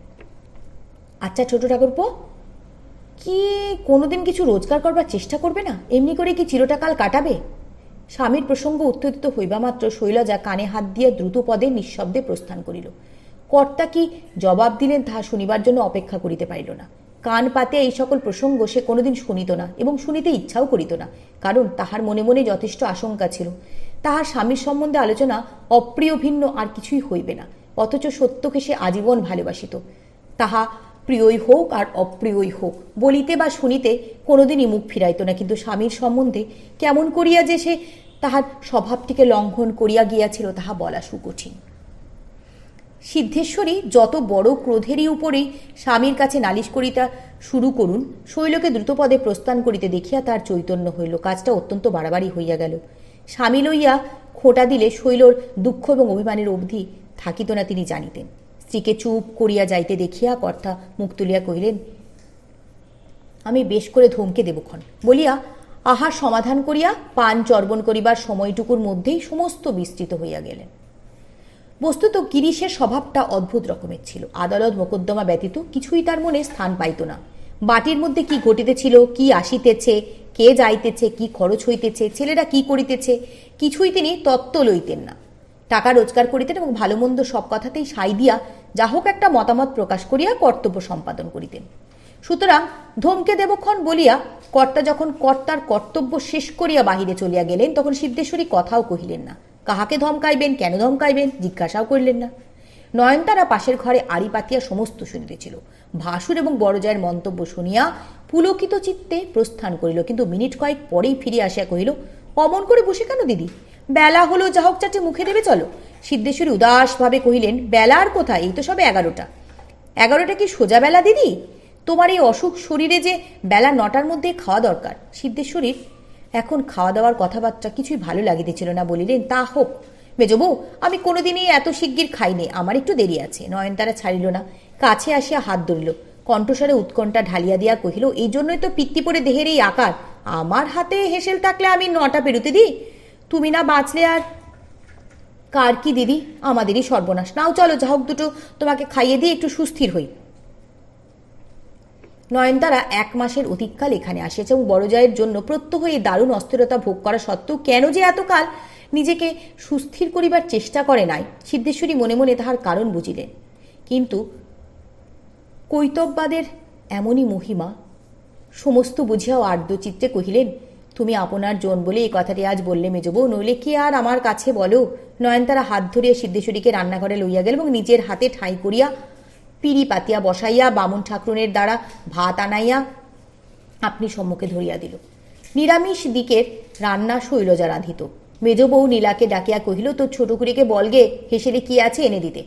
মিনিট খানিক পরে শৈল আসিয়া তরকারি প্রভৃতি সিদ্ধেশ্বরীর পাতের কাছে রাখিয়া দিয়ে নীরবে বাহির হইয়া যাইতে চলে। কিন্তু মেজজাকে লক্ষ্য করিয়া রোগীর কণ্ঠে চি চি করিয়া প্রশ্ন করিলেন, তোমরা এই সঙ্গে কেন বসলে না মেজবউ? মেজবউ কহিল, আমরা তো আর তোমার মতো মরতে বসিনি দিদি, তুমি খেয়ে ওঠো, আমি তোমার পাতেই বসবো। শৈলজার প্রতি কটাক্ষে চাহিয়া লইয়া অপেক্ষাকৃত উচ্চস্বরে কহিল, না দিদি, আমি বেঁচে থাকতে তুমি আমাদের ফাঁকে দিয়ে পালাতে দেব না, বলে দিচ্ছি। একটুখানি চুপ করিয়া ছোট বউ কত দূরে আছে দেখিয়া লইবা কহিল, এরা দুজনে যেমন সহোদর, আমরাও তো তেমনি দুটি বোন। যেখানে যত দূরেই থাকে না কেন দিদি, আমি যত নারীর টানে তোমার জন্য কেঁদে মরবো, আর কি কেউ তেমন করে কাঁদবে? অপরে করবে নিজের ভালোর জন্য, কিন্তু আমি করব ভেতর থেকে। তুমি এই যে বললে দিদি, আমি ছাড়া তোমার আর কেউ সত্যিকারের আপনার জন নেই, এই কথাটি যেন কোনোদিন ভুলেও যেও না। সিদ্ধেশ্বরী বিগলিত কণ্ঠে কহিল, এ কি বলবার কথা মেজবউ, এতদিন যে তোমাকে চিনতে পারিনি তার শাস্তি তো ভগবান আমাকে দিচ্ছেন। মেজবউ চোখের জল আঁচলে মুছিয়া কহিল, শাস্তি যা কিছু ভগবান দেন যেন আমাকেই দেন দিদি, সমস্ত দোষ আমার, আমি তোমাকে চিনিনি। একটুখানি থমকিয়া পুনরায় কহিল, আজ যদি না জানতে পেলুম তোমরা আমার পায়ের ধুলোর যোগ্য নই, কিন্তু জানবো সে কথা কি করে দিদি? তোমার কাছে থেকে তোমার সেবা করব, ভগবান সেদিন তো আমাকে দিলেন না। আমরা হয়েছি যে ছোট বউয়ের 2 চক্ষের বিষ। সিদ্ধেশ্বরী উদ্দীপ্ত কণ্ঠে বলিয়া উঠিলেন, তাহলে সে যেন আর ছেলেপিলে নিয়ে দেশের বাড়িতে গিয়ে থাক। আমি তার 7 গোষ্ঠীকে দুধে ভাতে খাওয়াবো কি নিজের সর্বনাশ করবার জন্য? খুড়তো ভাই ভাজ, তাদের ছেলেপুলে, এই সম্পর্ক। ঢের খাইয়েছে, ঢের পড়িয়েছি, আর না দাসী চাকরির মতো মুখ বুঝে আমার সংসারে থাকতে পারে না। থাক, না হয় চলে যাক। অদূরে চৌকার ধরিয়া শৈলজা দাঁড়াইয়াছিল। সিদ্ধেশ্বরী তাহা স্বপ্নেও মনে করেন নাই। হঠাৎ তাহার আঁচলের চওড়া লাল পাটটা প্রদীপ্ত অগ্নিরেখার মতো সিদ্ধেশ্বরীর চোখের উপর জ্বলিয়া উঠিতেই তিনি গলা বাড়াইয়া দেখিলেন, ঠিক পাশের কপাটে চৌকার ধরিয়া সে স্তব্ধভাবে দাঁড়াইয়া এতক্ষণে সমস্ত কথোপকথন শুনিতেছে। চক্ষের পলকে ভয়ে তাহার আহারের রুচি চলিয়া গেল এবং এই মেজবউয়ের তাহার সমস্ত আত্মীয়তার সহিত বিলুপ্ত করিয়া দিয়া তিনি আর কোথাও ছুটিয়া পলাইতে পারিলেই যেন এ যাত্রা রক্ষা পান। তাহার এমনি মনে হইল। মেজ বউ মহা উদ্বিগ্নস্বরে কহিল, ও কি দিদি, শুধু হাত নাড়ছ, খাচ্ছ না যে? সিদ্ধেশ্বরী রুদ্ধকণ্ঠে শুধু বলিলেন, না। মেজ বউ কহিল, আমার মাথা খাও দিদি, আর দুটি খাও। তাহার কথাটা শেষ না হইতেই সিদ্ধেশ্বরী জ্বলিয়া উঠিয়ে বলিলেন, কেন মিছে কতকগুলো বকছ মেজ বউ, আমি খাবো না, যাও তুমি আমার সুমুখ থেকে, বলিয়া সহসা ভাতের থালাটা ঠেলিয়া দিয়া উঠিয়া গেলেন। নয়নতারা হাঁ করিয়া কাঠের পুতুলের মতো চাহিয়া রহিল, তাহার মুখ দিয়ে একটা কথাও বাহির হইল না। কিন্তু বিহ্বল হইয়া নিজের ক্ষতি করিবার লোক সে নয়। সিদ্ধেশ্বরী উঠিয়া গিয়া সেখানে গেল। মুখ ধুইতে বসিয়াছিল, তথায় গিয়া সে তাহার হাত ধরিয়া বিনীত কণ্ঠে কহিল, না জেনে অন্যায় যদি কিছু বলে থাকি দিদি, আমি মাপ চাইছি। তুমি রোগা শরীরে উপোস করতে গেলে বা উপোস করে থাকলে আমি সত্যি বলছি তোমার পায়ে মাথা খুঁড়ে মরব। সিদ্ধেশ্বরী নিজের কাছেই নিজেই লজ্জিত হইয়াছিল। ফিরিয়া গিয়া যা পারিলেন নীরবে আহার করিয়া উঠিয়া গেলেন। কিন্তু নিজের ঘরে বসিয়া অত্যন্ত বিমর্ষ হইয়া ভাবিতে লাগিলেন, আজ এত ব্যথা তিনি শৈলকে দিলেন কি করিয়া, এবং ইহার অনিবার্য শাস্তিস্বরূপ সে যে এইবার তাহার সেই অতি কঠোর উপবাস শুরু করিয়া দিবে, ইহাতেও তাহার অনুমাত্র সংশয় রহিল না। শুধু মাত্র দুপুরবেলা নীলাকে জিজ্ঞাসা করিয়া যখন শুনিতে পাইলেন খুড়িমা ভাত খাইতে বসিয়াছেন, তখন তাহার আহ্লাদ কতটুকু হইল বলা যায় না, কিন্তু বিস্ময়ের আর অবধি রহিল না। শৈল তাহার চিরদিনের স্বভাব অতিক্রম করিয়া কি করিয়া যে অকস্মাৎ এমন শান্ত এবং ক্ষমাশীল হইয়া উঠিল, তাহা কোনো মতেই তিনি স্থির করিতে পারিলেন না। গিরিশ এবং হরিশ দুই ভাই আদালত হইতে ফিরিয়া সন্ধ্যার সময় একত্রে জল খাইতে বসিলেন। সিদ্ধেশ্বরী অদূরে ম্লান মুখে বসিয়ার ছিলেন। আজ তাহার দেহ মন কিছুই ভালো ছিল না। গৃহিণীর মুখের বাণে চাহিয়াই গিরিশের সকালের কথা স্মরণ হইল। সব কথা মনে না হোক, রমেশকে বকিতে হইবে তাহা মনে পড়িল।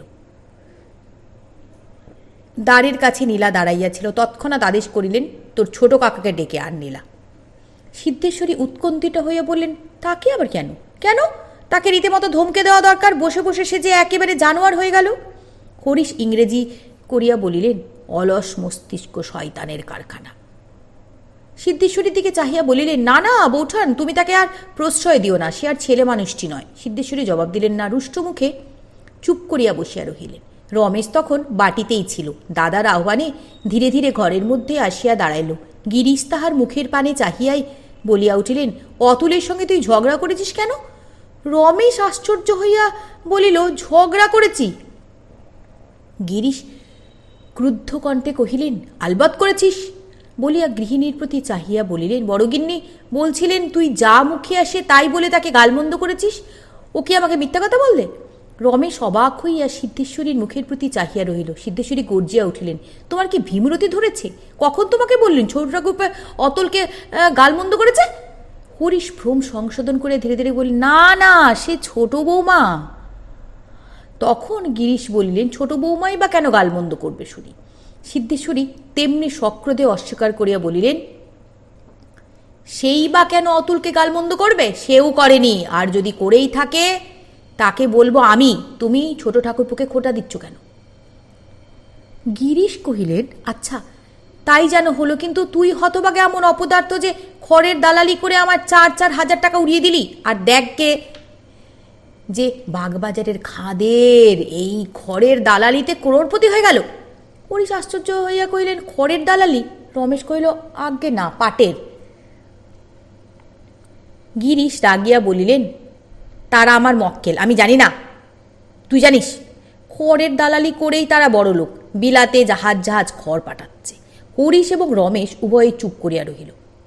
গিরিশ তাহাদের মুখপানে চাহিয়া বলিলেন, আচ্ছা না হয় পাটই হলো, এই পাটের দালালি করে তুই কি 200-100 করে আনতে পারিস নে? তোমাদের আমি তো চিরকালটাই বসে বসে খাওয়াতে পারবো না। যে মাটিতে পড়ে লোক উঠে তাই ধরে। একবার 4,000 গেছে গেছেই, কুছ পরোয়া নেই, আর 4,000 দাও, না হয় আরও 4,000 দাও, তা বলে আমি খেটে মরবো আর তুমি বসে বসে খাবে? হরিশ মনে মনে অত্যন্ত উৎকণ্ঠিত হইয়া মৃদুস্বরে কহিলেন, সব কাজ শিখতে হয়, নইলে পাটের দালালি তো করলেই হয় না, বারবার এই টাকা নষ্ট করা তো ঠিক নয়। গিরিশ তৎক্ষণাৎ ছাই দিয়া বলিলেন, নয় তো, আমি পাটের দালালি বুঝি নে, তোমাকে খড়ের দালালি কাল থেকে শুরু করতে হবে। সকালে আমি ব্যাংকের ওপর 8,000 টাকার চেক দেব, 4,000 টাকার খড় কিনবে, 4,000 টাকা জমা থাকবে। এটা নষ্ট হলে তবে ও টাকায় হাত দেবে, তার আগে নয়, বুঝলে? আমি তোমাদের বসে বসে খাওয়াতে পারবো না, যাও। রমেশ নীরবে চলিয়া গেলে হরিশ মাথা নাড়িতে নাড়িতে বলিলেন, এই 8,000 টাকাই জলে গেল, ধরে রাখুন। কি বলো বৌঠান? সিদ্ধেশ্বরী চুপ করিয়া রহিলেন। জবাব না পাইয়া হরিশ দাদার দিকে চাহিয়া কহিলেন, টাকাটা কি সত্যি ওকে দেবেন নাকি? গিরিশ বিস্ময়ে বললেন, সত্যি কি রকম?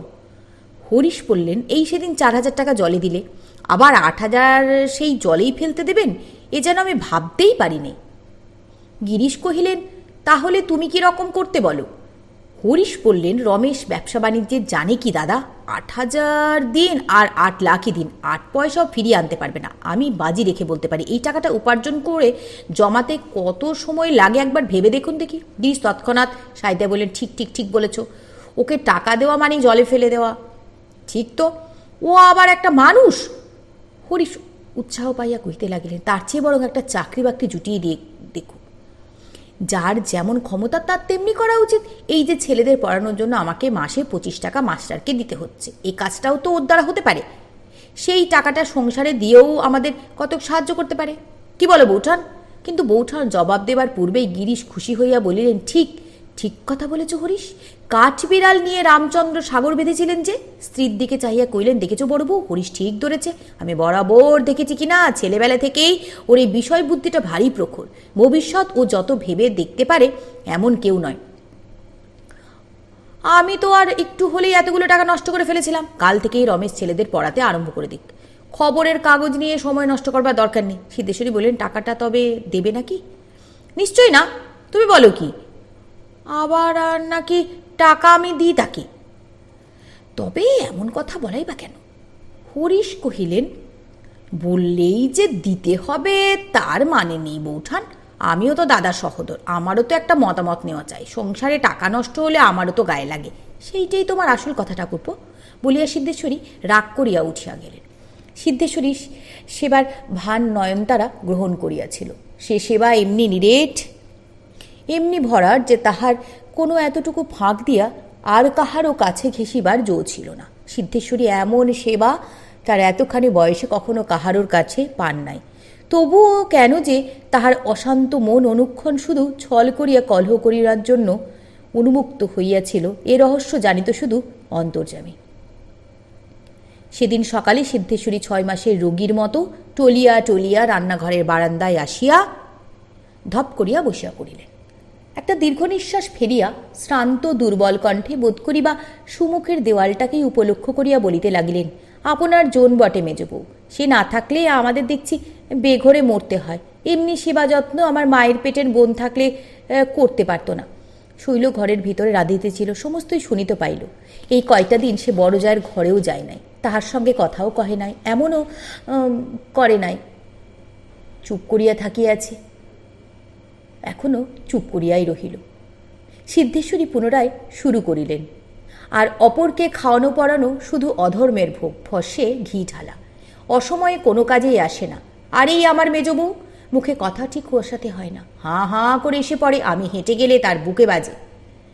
আমার পোড়া কপাল যে এমন মানুষকে আমি পরের ভাঙচি শুনে পর মনে করেছিলুম। শৈল চুরির শব্দ, হাতাবেড়ির নাড়ার শব্দ সবই তাহার কানে আসিতেছে। এত কাছে থাকিয়াও সে যখন এত বড় মিথ্যা অভিযোগের কোনো জবাব দিল না, তখন আর তাহার অধৈর্যের সীমা রহিল না। তার চিচি সব কণ্ঠস্বর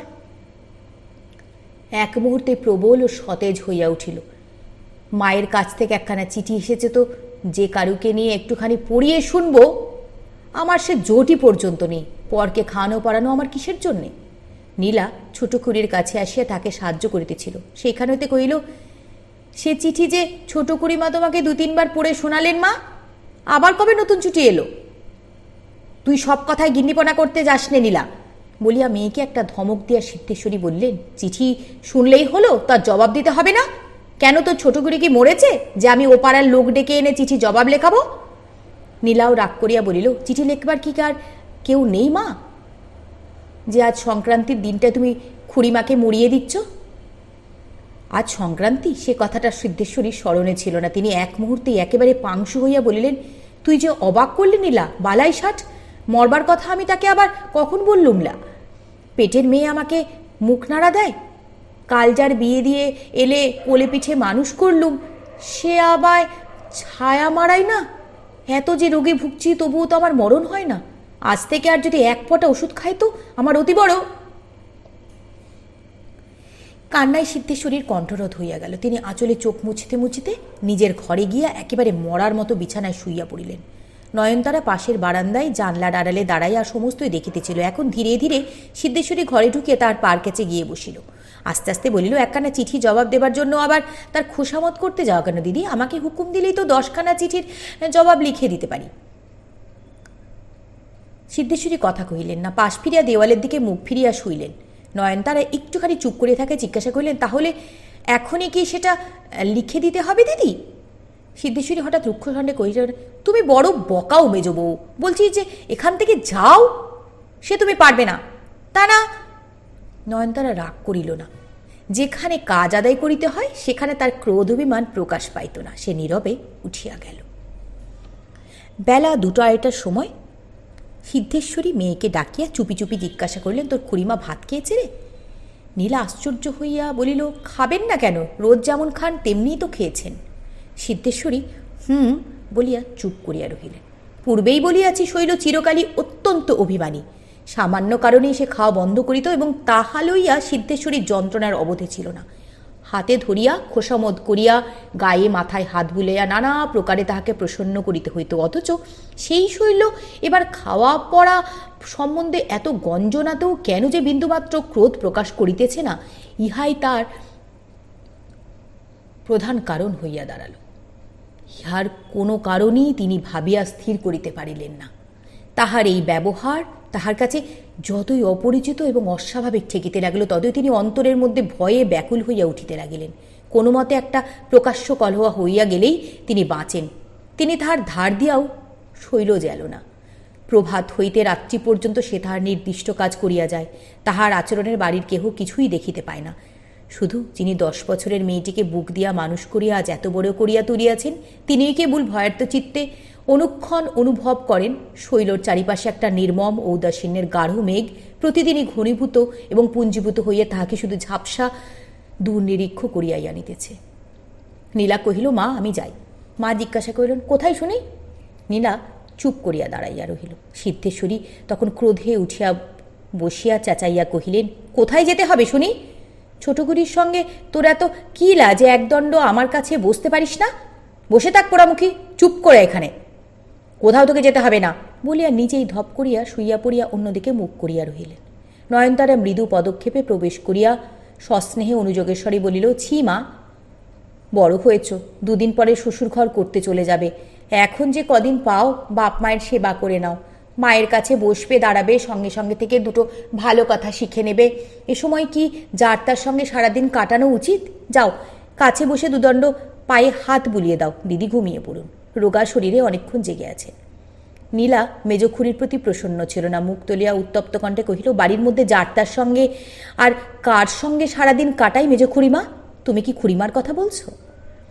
তাহার রুষ্ট আরক্ত মুখ লক্ষ্য করিয়া নয়নতারা বিস্মিত ও বিরক্ত হইয়া কহিল, আমি কারো কথা বলিনি নীলা, আমি শুধু বলেছি তোমার রোগা মায়ের সেবা যত্ন করা উচিত। সিদ্ধেশ্বরী মুখ না ফেরাইয়া বলিলেন, সেবা যত্ন করবে? আমি মলেই বরঞ্চ ওরা বাঁচে। নয়নতারা কহিল, ভালো, ওই না হয় ছেলে মানুষ, জ্ঞান বুদ্ধি নেই, কিন্তু ছোট বউ তো ছেলে মানুষ নয়, তার তো বলা উচিত, যা নীলা 2 মিনিট গিয়ে তোর মায়ের কাছে বস। না, সে নিজের একবার আসবে না মেয়েটাকে আসতে দেবে। নীলা কি একটা জবাব দিতে গিয়া চাপিয়া গিয়া মুখ ভার করিয়া দাঁড়াইয়া রহিল। সিদ্ধেশ্বরী মুখ ফিরাইয়া বলিলেন, তোমাকে সত্যি বলছি মেজবউ, আমার এমন ইচ্ছে করে না যে শৈলর আর মুখ দেখি। আমার যেন সে 2টি চক্ষের বিষ হয়ে গেছে। নয়নতারা কহিল, অমন কথা বলো না দিদি, হাজার হোক সে সকলের ছোট, তুমি রাগ করলে তাদের আর দাঁড়াবার জায়গা নেই। এ কথাটা তো মনে রাখতে হবে। ভালো কথা, এ মাসে উনি 500 টাকা পেয়েছিলেন, তার খুচরো টাকা নিজের হাতে রেখে বাকি টাকা তোমাকে দিতে দিলেন। এই নাও দিদি বলিয়া নয়নতারা আঁচলের গ্রন্থি খুলিয়া 5খানা নোট বাহির করিয়া দিল।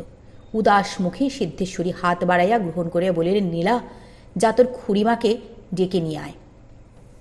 লোহার সিন্ধুকে তুলে রাখুক। নয়নতারার মুখ কালিবর্ণ হইয়া গেল। এই টাকা দেওয়ার ব্যাপারটা উপলক্ষ করিয়া সে কল্পনায় যে সকল উজ্জ্বল ছবি আঁকিয়া রাখিয়াছিল তাহার আগাগোড়া মুছিয়া একাকার হইয়া গেল।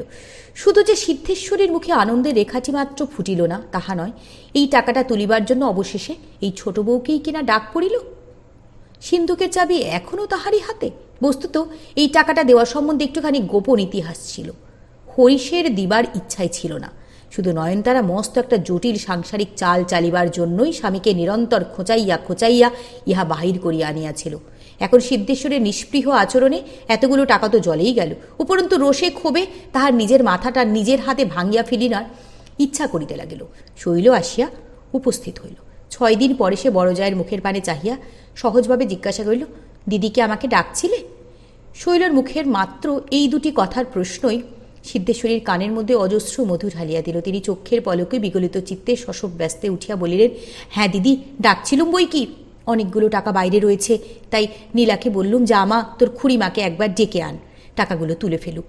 এই নাও বলিয়া তিনি শৈলর প্রসারিত ডান হাতের উপর নোট কয়খানি ধরিয়া দিলেন। শৈল আঁচলে বাঁধা চাবি দিয়া সিন্দুক খুলিয়া ধীরে সুস্থে টাকা তুলিতে লাগিল। চাহিয়া চাহিয়া নয়নতারার অসহ্য হইয়া উঠিল। তথাপি ভিতরের চাঞ্চল্য কোনো মতে দমন করিয়া একটুখানি শুষ্ক হাসি হাসিয়া কহিল, তাই তোমার দেওর কাল আমাকে বলছিলেন, দিদি জ্যাঠতো খুড়তো ভাই নয়, মায়ের পেটের বড় ভাই, তার খাবো না পরবো না তো আর যাবো কোথায়? তবু মাসে মাসে এমন 500-600 টাকা করেও যদি দাদাকে সাহায্য করতে পারি তো অনেক উপকার, কি বলো দিদি? সিদ্ধেশ্বরীর হাসিমুখ গম্ভীর হইয়া উঠিল। তিনি কোনো উত্তর না দিয়া শৈলের পানে চাহিয়া কহিলেন।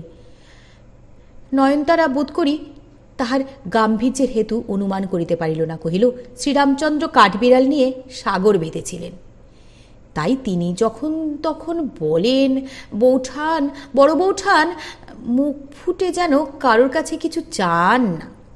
কিন্তু তাই বলি কি নিজেদের বিবেচনা থাকবে না? যার যেমন শক্তি কাজ করে তাকে সাহায্য করা তো চাই, নইলে বসে বসে শুধু গোষ্ঠীবর্গ মিলে খাবো, বেড়াবো আর ঘুমাবো, তা কি করলে কি চলে? তোমারও তো হরিমনির জন্যে কিছু সংস্থান করে যাওয়া চাই। আমাদের জন্য সর্বস্ব উজিয়ে দিলে তো তোমার চলবে না, ঠিক কি না? সত্যি বলো দিদি। সিদ্ধেশ্বরী মুখ ভার করিয়া বলিলেন, তা সত্যি বই কি। শৈল সিন্ধুক বন্ধ করিয়া সুমুখে আসিয়া সেই চাবিটা তাহার রিং হইতে খুলিয়া সিদ্ধেশ্বরীর বিছানার উপর ফেলিয়া দিয়া নীরবে চলিয়া যাইতেছিল। সিদ্ধেশ্বরী ক্রোধে আগুন হইয়া উঠিলেন, কিন্তু আত্মসংবরণ করিয়া তীক্ষ্ণ ধীরভাবে কহিলেন, এটা কি হলো ছোট বউ? শৈল ফিরিয়া দাঁড়াইয়া কহিল, কদিন ধরে ভেবে রেখেছিলুম দিদি, ও চাবি আমার কাছে রাখা ঠিক নয়। অভাবেই মানুষের স্বভাব নষ্ট হয়। আমার অভাব চারিদিকে, মতিভ্রম হতে কতক্ষণ, কি বলো মেজদি? নয়নতারা কহিল, আমি তো তোমার কোনো কথাতেই নেই ছোট বউ, আমাকে মিছে কেন জড়াও? সিদ্ধেশ্বরী প্রশ্ন করিলেন, মতিভ্রমটা এতদিন হয়নি কেন, শুনতে পাই কি? শৈল কহিল, একটা জিনিস হয়নি বলে যে কখনো হবে না তার মানে নেই।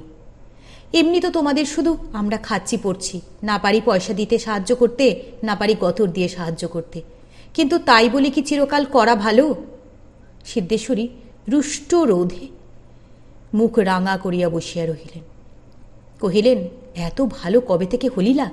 এত ভালো মন্দর বিচার এতদিন তোদের ছিল কোথায়? শৈল অবিচলিত স্বরে বলিল, কেন রাগ করে শরীর খারাপ করছো দিদি? তোমারও আর আমাদের নিয়ে ভালো লাগছে না, আমার নিজেরও আর ভালো লাগছে না। ক্রোধে সিদ্ধেশ্বরীর মুখ দিয়া কথা বাহির হইল না। নয়নতারা তাহার হইয়া জিজ্ঞাসা করিল, দিদির না হয় ভালো না লাগতে পারে, সে কথা মানে, কিন্তু তোমার ভালো না লাগলে কেমন করে চলবে ছোট বউ? শৈল ইহার জবাব না দিয়াই বাহির হইয়া যাইতেছিল। সিদ্ধেশ্বরী চেঁচাইয়া ডাকিয়া বলিলেন, বলে যা পোড়ার মুখী, কবে তুই বিদায় হবি? আমি হরিণ নোট দেব। আমার সোনার সংসার ঝগড়া বিবাদে একেবারে পুড়িয়ে ঝুড়িয়ে দিলি। মেজবউ কি মিছে বলে যে কোমরের জোর না থাকতে মানুষের এত তেজ হয় না? কত টাকা আমার তুই চুরি করেছিস, তার হিসেব দিয়ে যা। শৈল ফিরিয়া দাঁড়াইল। তার মুখ চোখ অগ্নিকাণ্ডের মতো মুহূর্তকালের জন্য প্রদীপ্ত হইয়া উঠিল, কিন্তু পরক্ষণে এসে মুখ ফিরাইয়া নিঃশব্দে বাহির হইয়া গেল। সিদ্ধেশ্বরী ছিন্ন শাখার ন্যায় শয্যাতলে লুটাইয়া পড়িয়া কাঁদিতে লাগিল। হতভাগীকে আমি এতটুকু থেকে মানুষ করেছিল মেজবউ, সে আমাকে এমনি করে অপমান করে গেল। কর্তারা বাড়ি আসুন, আমি ওকে উঠোনের মাঝখানে যদি না জ্যান্ত পুঁতে ফেলি, তা আমার নাম সিদ্ধেশ্বরী নয়। সিদ্ধেশ্বরীর স্বভাবে একটা মারাত্মক দোষ ছিল, তাহার বিশ্বাসের মেরুদণ্ড ছিল না। আজিকার দৃঢ় নির্ভরতা কাল সামান্য কারণে হয়তো শিথিল হইতে পারিত। শৈলকে তিনি চিরদিন একান্ত বিশ্বাস করিয়া আসিয়াছেন, কিন্তু দিন কয়েকের মধ্যে নয়নতারা যখন অন্যরূপ বুঝাইয়া দিল, তখন তাহার সন্দেহ হইতে লাগিল যে কথাটা ঠিক, যে শৈলর হাতে টাকা আছে। এই টাকার মূল যে কোথায় তাহা অনুমান করা তাহার কঠিন হইল না। তথাপি সে যে স্বামীপুত্র লইয়া এই শহর অঞ্চলে স্বতন্ত্র বাসা করিয়া কোনো মতেই থাকিতে সাহস করিবে না, ইহাও তিনি জানিতেন। রাত্রে বড়কর্তা তাহার বাহিরের ঘরে বসিয়া চোখে চশমা আটিয়া গ্যাসের আলোকে নিবিষ্ট চিত্তে জরুরি মোকদ্দমার দলিলপত্র দেখিতেছিলেন। সিদ্ধেশ্বরী ঘরে ঢুকিয়া একেবারেই কাজের কথা পারিলেন। বলিলেন, তোমার কাজকর্ম করে লাভটা কি আমাকে বলতে পারো? কেবল শুয়োরের পাল খাওয়াবার জন্যেই কি দিবারাত্রি খেটে মরবে? গিরিশের খাওয়ার কথাটাই বোধ করি শুধু কানে গিয়াছিল। মুখ না তুলিয়াই কহিলেন, না আর দেরি নেই, এইটুকু দেখে নিয়েই চলো খেতে যাচ্ছি। সিদ্ধেশ্বরী বিরক্ত হইয়া বলিলেন, খাওয়ার কথা তোমাকে কে বলেছে? আমি বলছি ছোট বউরা যে বেশ গুছিয়ে নিয়ে এবার বাড়ি থেকে বেরিয়ে যাচ্ছেন, এতদিন যে তাদের এত করলে সব মিছে হয়ে গেল, সে খবর শুনেছ কি? গিরিশ কতকটা সচেতন হয়ে বলেন, শুনেছি বই কি। ছোট বউবার বেশ করে গুছিয়ে নিতে বলো। সঙ্গে কে কে গেল, মণিকে, মোকদ্দমার কাগজাদির মধ্যে অসমাপ্ত কথাটা এভাবে থামিয়া গেল। সিদ্ধেশ্বরী ক্রোধে চেঁচাইয়া উঠিলেন, আমার একটা কথাও কি তোমার কানে তুলতে নেই? আমি কি বলছি আর তুমি কি জবাব দিচ্ছ? ছোট বউরা বাড়ি থেকে চলে যাচ্ছে। ধমক খাইয়া গিরিশ চমকাইয়া উঠিয়া জিজ্ঞাসা করলেন, কোথায় যাচ্ছে? সিদ্ধেশ্বরী তেমনি উচ্চকণ্ঠে জবাব দিলেন, কোথায় যাচ্ছে তার আমি কি জানি? গিরিশ কহিলেন, ঠিকানাটা লিখে নাও না।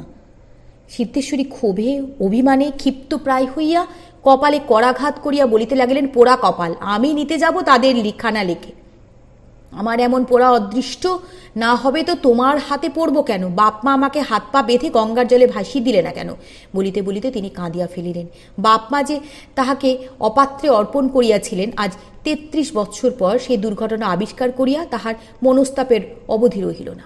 কহিলেন, আজ যদি তুমি দুচক্ষু বোঝো, আমি না হয় কারো বাড়ি দাসী বৃত্তি করে খাবো, সে আমাকে করতেই হবে তা বেশ জানি। আমার মণিহরি যে কোথায় দাঁড়াবে তার বলিয়া সিদ্ধেশ্বরীর অবরুদ্ধ ক্রন্থন এতক্ষণে মুক্তি লাভ করিয়া একেবারে দুই চক্ষু ভাসাইয়া দিল।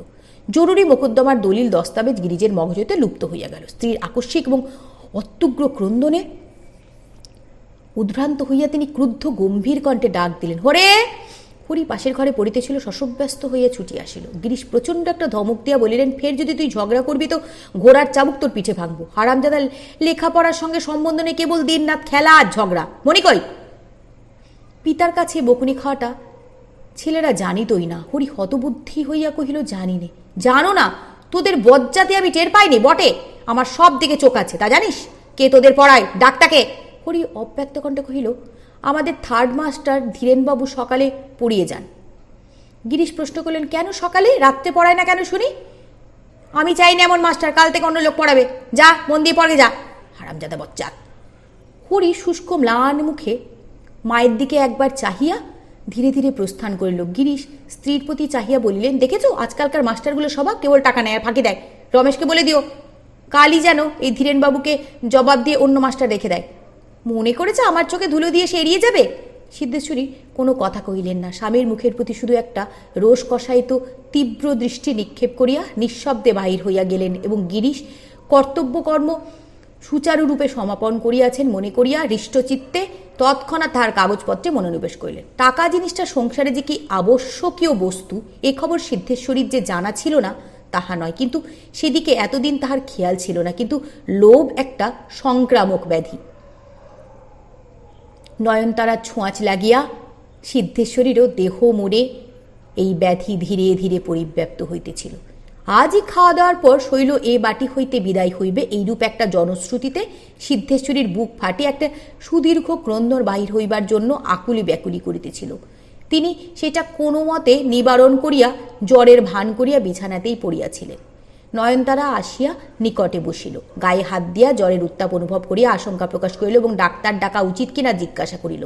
সিদ্ধেশ্বরী অন্যদিকে মুখ ফেরিয়া সংক্ষেপে বলিলেন, না। নয়নতারা বিরক্তির কারণ অনুভব করিয়া ঠিক ওষুধ দিল। একটু চুপ করিয়া থাকিয়া ধীরে ধীরে কহিল, তাই আমি ভাবছিলুম দিদি, লোক কি করে হাতে এত টাকা করে? আমাদের পাড়ায় যদুবাবু, গোপালবাবু, হারান সরকার, কেউ তো আমার বড় ঠাকুরের অর্ধেক রোজগার করে না, তবু তাদের কারো লাখ টাকার কম ব্যাংকে জমা নেই। তাদের পরিবারদের হাতেও 10-20 হাজারের কম নেই। সিদ্ধেশ্বরী ঈষৎ আকৃষ্ট হয়ে কহিলেন, কি করে জানলে মেজবু? নয়নতারা কহিল, ইনি যে ব্যাংকের সাহেবকে জিজ্ঞাসা করেছিলেন, তারা সব এর বন্ধু কিনা। কাল গোপালবাবু স্ত্রী আমার কথায় অবিশ্বাস করে বলল, এ কি একটা কথা মেজবউ, যে তোমার দিদির হাতে টাকা নেই? যেমন করে হোক। সিদ্ধেশ্বরী জল ভুলিয়া উঠিয়া বসিয়া নয়নতারার সম্মুখে চাবির গোছাটা ঝনাত করিয়া ফেলিয়া দেয়, বললেন, বাক্স প্যাটরা তুমি নিজের হাতে খুলে দেখো না মেজবউ, সংসার খরচে টাকা ছাড়া কোথাও যদি নুকোনো একটা পয়সা দেখতে পাও। যা করবে ছোট বউ, আমার কি একটা কথা বলবার জো ছিল? এমন স্বামীর হাতে পড়েছিল মেজবউ যে কখনো একটা পয়সার মুখ দেখতে পেলুম না, তেমনি শাস্তিও হয়েছে। এখন সে সর্বস্ব নিয়ে চলে যাচ্ছে, কি করবে তার? কিন্তু আমার হাতে টাকা থাকলে সে টাকা ঘরেই থাকতো, না এমনি করে জলে যেত। তা বলো দেখি মেজবউ। মেজবউ মাথা নাড়িয়া কহিল, সে তো সত্যি কথা দিদি। সিদ্ধেশ্বরীর মন শৈলর বিরুদ্ধে আবার শক্ত হইয়া উঠিল। এতদিন তিনি নিজেই শৈলকে মানুষ করিয়া নিজের সিন্ধুকের চাবি তাহার হাতে দিয়া আপনি ছোট হইয়া সংসারের মধ্যে তাহাকে বড় করিয়া রাখিয়াছিল, এখন সে কথাটা একেবারে ভুলিয়া গেলেন। বলিলেন, একটা লোক রোজগারি আর এত বড় সংসার তাহার মাথায়, তারই বা দোষ দি কি করে বলো দেখি? নয়নতারা সাই দিয়া বলল, সে তো সবাই দেখতে পাচ্ছে দিদি। একটু চুপ করিয়া নয়নতারা মৃদু মৃদু বলিতে লাগিলেন, আমাদের গায়ের নন্দমিত্তির একজন ডাক সাইটে কেরানি, ছোট ভাইকে মানুষ করতে, লেখাপড়া শেখাতে, তার ছেলে মেয়েদের বিয়ে দিতে নিজের হাতে তার কানাকইটে রাখলে না, বড় বউ বলতে গেলে ধমকে জবাব দিত। সিদ্ধেশ্বরী কথার মাঝখানেই বলিয়া উঠিলেন, ঠিক আমার দশা আর কি। নয়নতারা বলিল, তা বই কি, বড় বউকে নন্দমিত্তির ধমকে বলতো তোমার ভাবনা কি? তোমার নরেন রইল, তাকে যেমন মানুষ করে উকিল করে দিল, বুড়ো বয়সে সেও তোমাকে তেমনি দেখবে, মনে ভেবো। সে তোমার দেওর নয়, সন্তান, কিন্তু এমনি কলিকাল দিদি। সে নন্দমিত্রের চোখে ছানি পড়ে যখন চাকরিটি গেল, তখন নরেন উকিল সহোদর ভাই হয়ে দাদাকে টাকা ধার দিয়ে সুদে আসলে পৈতৃক বাড়িটার অংশ পর্যন্ত নিলাম ডেকে নিলে। এখন নন্দমিত্তির ভিক্ষে করে খায় আর কেঁদে বলে, স্ত্রীর কথা না শুনে এখন এই অবস্থা। তবু তো খুঁড়তো জ্যাঠতুতে নয়, মায়ের পেটেই ভাই। সিদ্ধেশ্বরী মনে মনে শিহুরিয়া উঠিলেন, বলো কি মেজবউ? নয়নতারা বলিল, মিছে নয় দিদি, এ কথা দেশশুদ্ধ লোক জানে। সিদ্ধেশ্বরী আর কথা কহিলেন না। তৎপূর্বে তাহার একবার মনে হইতেছিল শৈলকে ডাকিয়া নিষেধ করেন, এবং কি করিলে যে তাহাদের যাওয়ার বিঘ্ন ঘটিতে পারে, মনে মনে ইহাও নানারূপ আলোচনা করিতেছিলেন। কিন্তু নন্দমিত্রের দুরবস্থার ইতিহাসে তাদের অন্তঃকরণ একেবারে বিকল হইয়া গেল। শৈলকে বাধা দিবার আর কোনো চেষ্টা মাত্র রহিল না। গিরিশ তখন আদালতের জন্য প্রস্তুত হইতে উঠি উঠি করিতেছিল। রমেশ আসিয়া কহিল, আমি দেশের বাড়িতে গিয়েই থাকবো মনে করছি। কেন?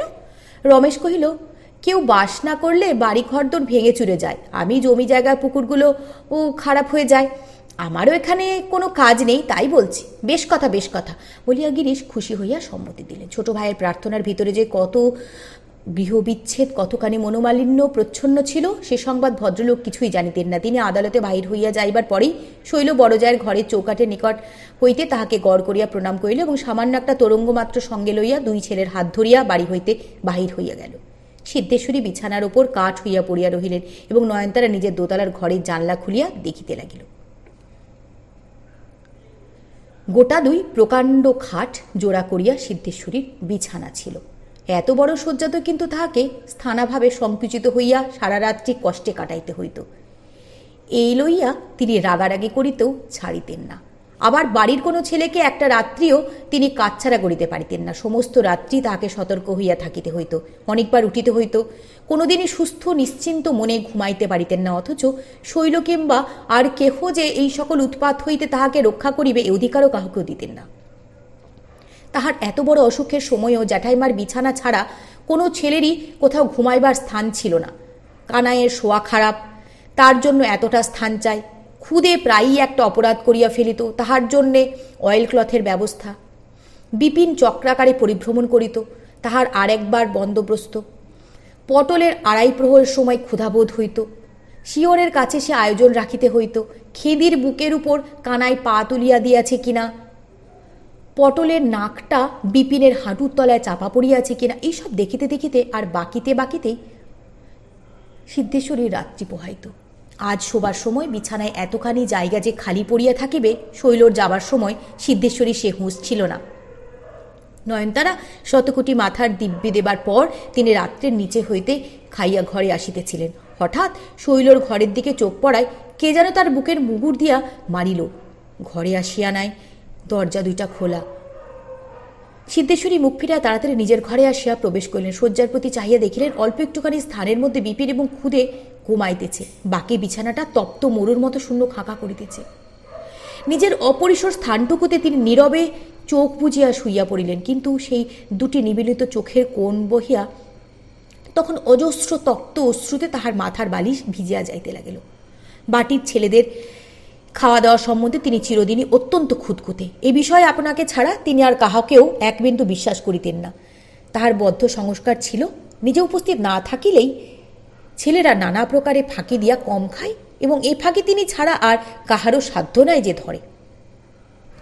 দৈবাৎ কোনো গতিকে কোনো ছেলেকে খাওয়া চোখে দেখিতে না পাইলে তাকে জেরা করিয়া তাহার পেটে হাত দিয়া অনুভব করিয়া নানা রকম সিদ্ধেশ্বরী প্রতিপন্ন করিবার চেষ্টা করিতেন। সে কিছুতেই তাহার ন্যায্য আহার করে নাই এবং এই অন্যায়টুকু সংশোধন করিতে হতভাগ্য ছেলেটাকে তখনই তার চোখের উপর দাঁড়াইয়া এক বাটি দুধ খাইতে হইত।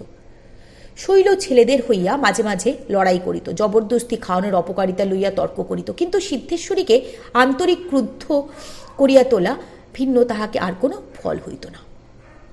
সিদ্ধেশ্বরী যখনই যে ছেলেটার পানে চাহিতেন তখনই দেখিতেন সে রোগা হইয়া যাইতেছে। এই লইয়া তাহার উৎকণ্ঠা অশান্তির অবধি ছিল না। আজ বিছানায় শুইয়া তার কেবলই মনে হইতে লাগিল দেশের বাটির বহুবিধ বিশৃঙ্খলার মধ্যে হয়তো কানাইয়ের খাইয়া পেট ভরে নাই এবং পটল নিশ্চয় না খাইয়া ঘুমাইয়া পড়িয়াছে। হয়তো তাহাকে তুলিয়া খাওয়ানো হইবে না, হয়তো সে সারা রাত্রি ক্ষুধায় ছটপট করিবে। কল্পনায় যতই এই সকল দুর্ঘটনা তিনি স্পষ্ট দেখিতে লাগিলেন, ততই রাগে দুঃখে বেদনায় তাহার বুক ফাটিতে লাগিল। পাশের ঘরে গিরিশ অকাতরে ঘুমাইতেছিল, আর সহ্য করিতে না পারিয়া তিনি অনেক রাত্রে স্বামীর শয্যা পার্শ্বে গিয়া উপস্থিত হইলেন। গায়ে হাত দিয়া ঘুম ভাঙাইবার প্রশ্ন করিলেন, আচ্ছা মানলুম যেন পটলকে শৈল নিয়ে যেতে পারে, কিন্তু কানাই তো তার পেটের ছেলে নয়, তার ওপর তার জোর কি? গিরিশ ঘুমের চোখে জবাব দিলেন, কিছু না। সিদ্ধেশ্বরী আশান্বিত হইয়া শয্যাংশে বসিয়া বলিলেন, তাহলে আমরা নালিশ করে দিলে যে তার শাস্তি হয়ে যেতে পারে, পারি কিনা ঠিক বলো? গিরিশ অসংশয়ে বলিলেন, নিশ্চয়ই শাস্তি হবে। সিদ্ধেশ্বরী আশায় আনন্দে উত্তেজিত হইয়া উঠিলেন। পুনশ্চ প্রশ্ন করিলেন, সে যেন হলো, কিন্তু ধরো পটল, তাকে তো আমিই মানুষ করেছি। হাকিমকে যদি বুঝিয়ে বলা যায় সে আমাকে ছাড়া থাকতে পারে না, চাই কি ভেবে ভেবে তার শক্ত অসুখ হতে পারে, তাহলে হাকিম কি রায় দেবে না যে তার জ্যাঠাইমার কাছে থাকুক? বেশ, অমনি তোমার নাক ডাকছে, আমার কথা বুঝি তবে শোনোনি বলিয়ে সিদ্ধেশ্বরী স্বামীর পায়ের উপর সজোরে নাড়া দিলেন। গিরিশ জাগিয়া উঠিয়া কহিলেন, নিশ্চয়ই না। সিদ্ধেশ্বরী রাগ দিয়া কহিলেন, কেন নয়? মা বলেই যে ছেলেকে মেরে ফেলবে মহারানীর কিছু এমন হুকুম নেই। কালই যদি মেজ ঠাকুরপোকে দিয়ে উকিলের চিঠি দিই, কি হয় তাহলে? বলিয়া সিদ্ধেশ্বরী উত্তরের আশায় ক্ষণকালে অপেক্ষা করিয়া প্রত্যুত্তরে স্বামীর নাসিকাধ্বনি শুনিয়া রাগ করিয়া উঠিয়া গেলেন। সারা রাত্রি তাহার লেশমাত্র ঘুম আসিল না। কখন সকাল হইবে, কখন হরিশকে দিয়া উকিলের চিঠি পাঠাইয়া ছেলের দাবি করিবেন, চিঠি পাইয়া তাহারে কিরূপ ভীত অনুতপ্ত হইয়া কানাই ও পটলকে রাখিয়া যাইবে, এই সমস্ত আশা ও আকাশকুসুমের কল্পনা তাহাকে সমস্ত রাত্রি সজাগ করিয়া রাখিল। প্রভাত হইতে না হইতে তিনি হরিশের দ্বারে আসিয়া আঘাত করিয়া বলিলেন, মেজ ঠাকুরপো উঠেছ? হরিশ ব্যস্ত হইয়া দ্বার খুলিয়া আশ্চর্য হইয়া গেলেন। সিদ্ধেশ্বরী কহিলেন, দেরি করলে চলবে না, এক্ষুনি ছোট ঠাকুরপোদের নামে উকিলের চিঠি লেখো, দারোয়ান পাঠাতে হবে। তুমি বেশ করে একখানা চিঠি লিখে দিয়ে বলো গে যাও, 24 ঘন্টার মধ্যে জবাব না পেলে নালিশ করা হবে। হরিশকে এ বিষয়ে উত্তেজিত করা বাহুল্য। তিনি তৎক্ষণাৎ রাজি হইয়া গলা খাটো করিয়া প্রশ্ন করলেন, ব্যাপারটা কি বলো দেখি বড় বউ। বসো বসো, কি নিয়ে গেছে? দাবিটা একটু বেশি করে চাওয়া চাই, বুঝলে না? সিদ্ধেশ্বরী খাটের উপর আসন গ্রহণ করিয়া দুই চক্ষু প্রসারিত করিয়া তাহার দাবিটা বিবৃত করিলেন। বিবৃত শুনিয়া হরিশের হর্ষোজ্জ্বল মুখ কালি হইয়া গেল। কহিলেন, তুমি কি খেপেছ বড় ঠাকুর? আমি বলি, বুঝি আর কিছু, তাদের ছেলে তারা নিয়ে গেছে, তুমি করবে কি? সিদ্ধেশ্বরী বিশ্বাস করিলেন না, বললেন, তোমার দাদা যে বললেন নালিশ করলে তাদের সাজা হয়ে যাবে। হরিশ কহিলেন, দাদা এমন কথা বলতেই পারেন না, তোমাকে তামাশা করছেন। সিদ্ধেশ্বরী রাগ করিয়া কহিলেন, এতটা বয়স হলো, তামাশা কাকে বলে বুঝিনে ঠাকুরপো? তোমার মনোগত ইচ্ছে নয় যে ছেলে দুটোকে কাছে আনি, তাই কেন স্পষ্ট করে বলো না?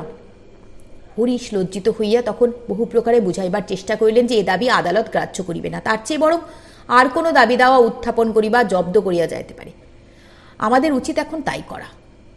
সিদ্ধেশ্বরী ক্রোধ ভরে উঠিয়া দাঁড়ালেন, কহিলেন, তোমার উচিত তোমার থাক ঠাকুরপো, আমার 3 কাল গিয়ে 1 কাল ঠেকেছে, এখন মিথ্যে দাবি দাওয়া করতে পারবো না।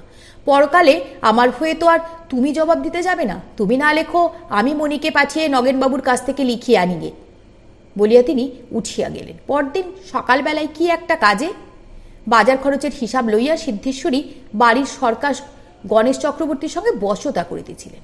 সে বেচারা নানা প্রকার বুঝাইবার চেষ্টা করিতেছিল যে 12 গন্ডা টাকার উপর আরও 2 টাকা খরচ হওয়াতেই 50 টাকা ব্যয় হয়ে গিয়েছে। গৃহিণী এ কর্মে নূতন ব্রতী, তাহার নূতন ধারণা, তাহাকে নির্বোধ পাইয়া সবাই টাকা চুরি করে, অতএব চক্রবর্তীও যে চুরি করিয়াছে তাহাতে সন্দেহ নাই। তিনি তর্ক করিতেছিলেন, 50 টাকা যে 1 আজলা টাকা গণেশ, আমি লেখাপড়া জানিলে বলেই কি তুমি বুঝিয়ে দেবে যে 12 গন্ডার ওপর মোটে 2 টাকা বেশি খরচ করলেই বলে এই 50 টাকা সব খরচ হয়ে গেছে, আর কিছু নেই? আমি কি এতই বোকা? গণেশ ব্যাকুল হইয়া বলিল, মা, দিদিকে ডেকে না হয় নীলাকে ডেকে হিসেব বুঝতে হবে, সে আমার চেয়ে বেশি বুঝবে না। গণেশ, ওসব ভালো কথা নয়, শৈল নেই বলেই যে তোমার যা ইচ্ছে তাই করে হিসেব দেবে, সে হবে না বলছি। না, সে হবে না, না আমাকে এত ঝঞ্ঝাট পোয়াতে হবে। পোড়ার মুখে 10 বছরের মেয়ে বউ করে ঘরে আনলুম, বুকে করে মানুষ করে এত বড় করলুম, এখন সে তেজ করে বাড়ির 2 ছেলে নিয়ে পালিয়ে গেল। তা যাক, আমিও খবর রাখছি, কানাই পটলের কোনোদিন এতটুকু অসুখ শুনতে পেলে দেখব কেমন করে সে ছেলে রাখে। তা এখন যাও, দুপুরবেলা মনে করে বলো যেও এতগুলো টাকা কোথায় কি করলে, বলিয়া গণেশকে বিদায় দিলেন। সে বেচারা হতবুদ্ধি হইয়া বাহিরে চলিয়া গেল। মেজ বউ আসিয়া বলিল, দিদি, বলতে পারি না, কিন্তু আমিও সংসার চালিয়েছি, টাকা করি হিসাবপত্র সব রেখেছি, ছোট বউ নেই বলে যে এত ঝঞ্ঝাট তুমি সহ্য করবে আর আমি বসে বসে দেখবো, সে ভালো নয়। আমার কাছে কারো চালাকি করে হিসেব গোল করবার জো নেই। সিদ্ধেশ্বরী কহিলেন, সে তো ভালো কথা মেজ বউ, আমার এই রোগা শরীরে এত হাঙ্গামা কি ভালো লাগে? শৈল ছিল, যেখানকার যত টাকা তার হিসেব করা, খরচ করা, ব্যাংকে পাঠানো, সমস্তই তার কাজ। এসব কি আর আমাকে দিয়ে হয়? বেশ তো, এখন থেকে তুমিই করো মেজ বউ, বলিয়া সিন্ধুকের চাবিটা কিন্তু নিজের আঁচলেই বাঁধিয়া ফেলিলেন। দিন কাটিতে লাগিল। নয়নতারা সহস্র কৌশল উদ্ভাবন করিয়াও লোহার সিন্ধুকের চাবিটা আর নিজের আঁচলে বাঁধিতে সমর্থ হইল না। নয়নতারা অত্যন্ত কৌশলী এবং চতুর, অনেকখানি ভবিষ্যৎ ভাবিয়া কাজ করিতে পারিত, কিন্তু এই একটা তাহার বড় রকমের গোড়ায় গলদ হইয়া গিয়াছিল যে স্বার্থের জন্য নিরীহ লোকের মনে সংশয়ের বীজ বপন করিলে যথাকালে তাহার ফলভোগ হইতে নিজেকেও দূরে রাখা যায় না। সে শত্রুপক্ষকে যেমন সন্দেহ করিতে শিখে, মিত্রপক্ষের উপরেও তেমনি বিশ্বাস হারায়। সুতরাং সিদ্ধেশ্বরী যে মুহূর্তে ছোট বউয়ের প্রতি বিশ্বাস হারাইয়াছেন, মেজ বউকেও ঠিক মুহূর্তেই অবিশ্বাস করিতে শিখিয়াছেন। কোনো একটা অভাব লইয়া তা সে যতই গুরুতর হোক, মানুষ অনন্তকাল শোক করিতে পারে না। সিদ্ধেশ্বরীর কাছে তাহার শয্যার শূন্যতা ক্রমশ পূর্ণ হইয়া আসিতে লাগিল। শৈলর ঘরের দিকটা তিনি মারাইতেন পারিতেন না।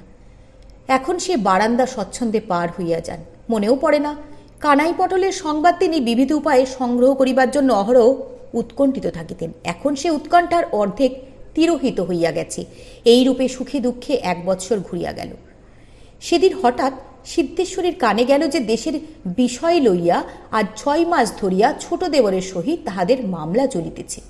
মোকদ্দমা চালাইতেছে হরিশ নিজে, দেওয়ানি তো চলিতেছেই, গোটা 2 ফৌজদারিও ইতিমধ্যে হইয়া গেছে। খবর শুনিয়া সিদ্ধেশ্বরী ভয়ে ভাবনায় পরিপূর্ণ হইয়া উঠিলেন। স্বামীর নিকট হইতে সম্পূর্ণ কৌতূহল নিবৃত্ত করিবার জন্য সংবাদ জানার সুবিধা হইবে না জানিয়া তিনি সংবাদ সহিত হরিশের কাছে গিয়া উপস্থিত হইলেন। বলিলেন, বলো কি ঠাকুরপো, ছোট ঠাকুরপো করছে তোমার দাদার সঙ্গে মামলা? হরিশ উচ্চ অঙ্গের একটুখানি হাস্য করিয়া কহিলেন, তাই তো হচ্ছে বউটান। সিদ্ধেশ্বরী মুখ পাংশুবর্ণ করিয়া বলিলেন, আমার যে বিশ্বাস হয় না।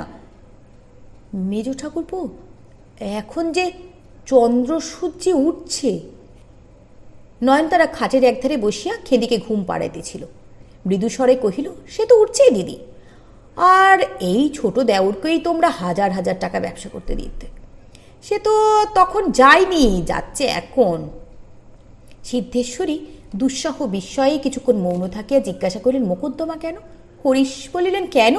দেখলুম মোকদ্দমা না করে আর উপায় নেই, দেশের বিষয়। দেখলুম আমরা গেলে আমাদের মণি, হরিণ, বিপিন, খুদে একটা জমি জায়গা তো পাবেই না, দেশের বাড়িতে হয়তো ঢুকতে পর্যন্ত পাবে না। ধরো না বড় বউ, দেশে যা কিছু আছে সেই সমস্ত দখল করে বসে আছে, খাজনাপত্র আদায় করছে, খাচ্ছে দাচ্ছে, একটা পয়সা পর্যন্ত দেবার নাম করে না। বিষয় যা কিছু তা তো দাদাই করেছেন, অথচ দাদার চিঠির একটা জবাব পর্যন্ত দিলে না। এমনি নেমক হারাম রমেশ। আমিও বাড়ি থেকে তাকে বার করে দিয়ে তবে ছাড়বো, এই আমার প্রতিজ্ঞা। সিদ্ধেশ্বরী আবার কিছুক্ষণ চুপ করে থাকে, বলে, আচ্ছা তারাই বা ছেলে পেলে নিয়ে যাবে কোথায়? হরিশ বললেন, সে খবরে আমাদের তো দরকার নেই বড় বউ। সিদ্ধেশ্বরী জিজ্ঞাসা করিলেন, তোমার দাদা কি বললেন? হরিশ বলিলেন, দাদা যদি তেমন হতেন তাহলে তো ভাবনা ছিল না বড় বউ। যখন চোখে আঙুল দিয়ে দেখিয়ে দিলাম রমেশ তার খেয়ে পড়ে তার টাকায় তারই বিষয় নিয়ে গোলযোগ বাঁধিয়েছে, তখনই তিনি মত দিলেন। ফৌজদারিতে রমেশ তো দাদাকেই জড়িয়ে তোলার চেষ্টায় ছিল, অনেক কষ্টে আমাকে সেটা ফাঁসাতে হয়েছে। নয়নতারা ফিসফিস করে বলল, আচ্ছা ছোট ঠাকুরপোই যেন দোষী, কিন্তু আমি কেবল ভাবি দিদি, ছোট বউ কি করে এত মত দিলে? আমরা সবাই দুষ্টু বজ্জাত হতে পারি, কিন্তু সে তো বড় ঠাকুরকে চেনে, তাকে জেলে দিয়ে সে কি সুখ পেত? সিদ্ধেশ্বরীর আপাতমস্তক বারংবার শিহরিয়া উঠিল। তিনি আর একটি কথাও না বলিয়া বাহির হইয়া গেলেন। তথা হইতে আসিয়া সিদ্ধেশ্বরী স্বামীর ঘরে প্রবেশ করিলেন। গিরিশ যথারীতি কাজে ব্যস্ত ছিলেন। মুখ তুলিয়া স্ত্রীর মুখের প্রতি চাহিতেই তাহার অস্বাভাবিক পাণ্ডুরতা আজ তাহারও চোখে পড়িল। হাতের কাগজখানা রাখিয়া দিয়া বলিলেন, আজ কখন জ্বর এলো? সিদ্ধেশ্বরী অভিমান বলে বলিলেন, তবু ভালো, জিজ্ঞাসা করলে। গিরিশ ব্যস্ত হইয়া কহিলেন, বিলক্ষণ, জিজ্ঞাসা করেনি তো কি? পরশুও তো মনিকে ডেকে করলুম, তোর মাকে ওষুধ ওষুধ দিস। তা আজকালকার ছেলে পেলেগুলো হয়েছে সব এমনি, যে বাপ মাকে পর্যন্ত মানে না। সিদ্ধেশ্বরী বিরক্ত হয়ে বললেন, বুড়ো বয়সে মিথ্যে কথাগুলো আর বলো না। 15 দিন হয়ে গেল মনি তার পিসির ওখানে এলাহাবাদে গেছে, আর তুমি তাকে পরশু জিজ্ঞাসা করলে? কখনো যা করনি তা কি আজ করবে? তা নয়, আমি সেজন্য আসিনি, আমি জানতে এসেছি ব্যাপারটা কি। ছোট ঠাকুরপুর সঙ্গে মামলা মোকদ্দমা কিসের? গিরিশ মহা খাপ্পা হয়ে উঠিলেন। সে একটা চোর, একেবারে লক্ষ্মী ছাড়া হয়ে গেছে, বিশেষ পত্র সব নষ্ট করে ফেললে। সেটাকে দূর না করে দিলে দেখছি আর ভদ্রস্থ নেই, সমস্ত ছাড়কার ধ্বংস করে দিলে। সিদ্ধেশ্বরী প্রশ্ন করলেন, আচ্ছা তা যেন দিলে, কিন্তু মামলা মোকদ্দমা তো শুধু শুধু হয় না, টাকা খরচ করা তো চাই। ছোটখাটো টাকা পাচ্ছে কোথায়? ইতিমধ্যে হরিশ নামিয়া আসিয়া ছেলেদের পরিবার ঘরে যাইতেছিল। দাদার উচ্চকণ্ঠে আকৃষ্ট হইয়া ধীরে ধীরে ঘরে ঢুকিলেন। তিনি জবাব দিলেন, টাকার কথা তো এইমাত্র মেজবউ বলে দিলেন বড় বউঠান। পাটের দালালির নাম করে দাদার কাছ থেকে 1000 চারেক নিয়েছিল, সেটা তো হাতে আছেই। তাছাড়া ছোট বৌমার হাতেই তো এতদিন টাকা করে সমস্ত ছিল, বুঝেই দেখো না। গিরিশ পুনরায় উত্তেজিত হইয়া বলিলেন, আমার সর্বস্ব নিয়ে গেছে, কিছু কি আর রেখেছে রে হরিশ? সেটা একেবারে বেহেট লক্ষ্মীচারা হয়ে গেছে। শুক্রবার দিন কোর্টে এসে বলে, বাড়ি ঘরদোর মেরামত করতে হবে, 500 টাকা চাই। হরিশ অবাক হয়ে গেলেন, বলেন কি? সাহস তো কম নয়।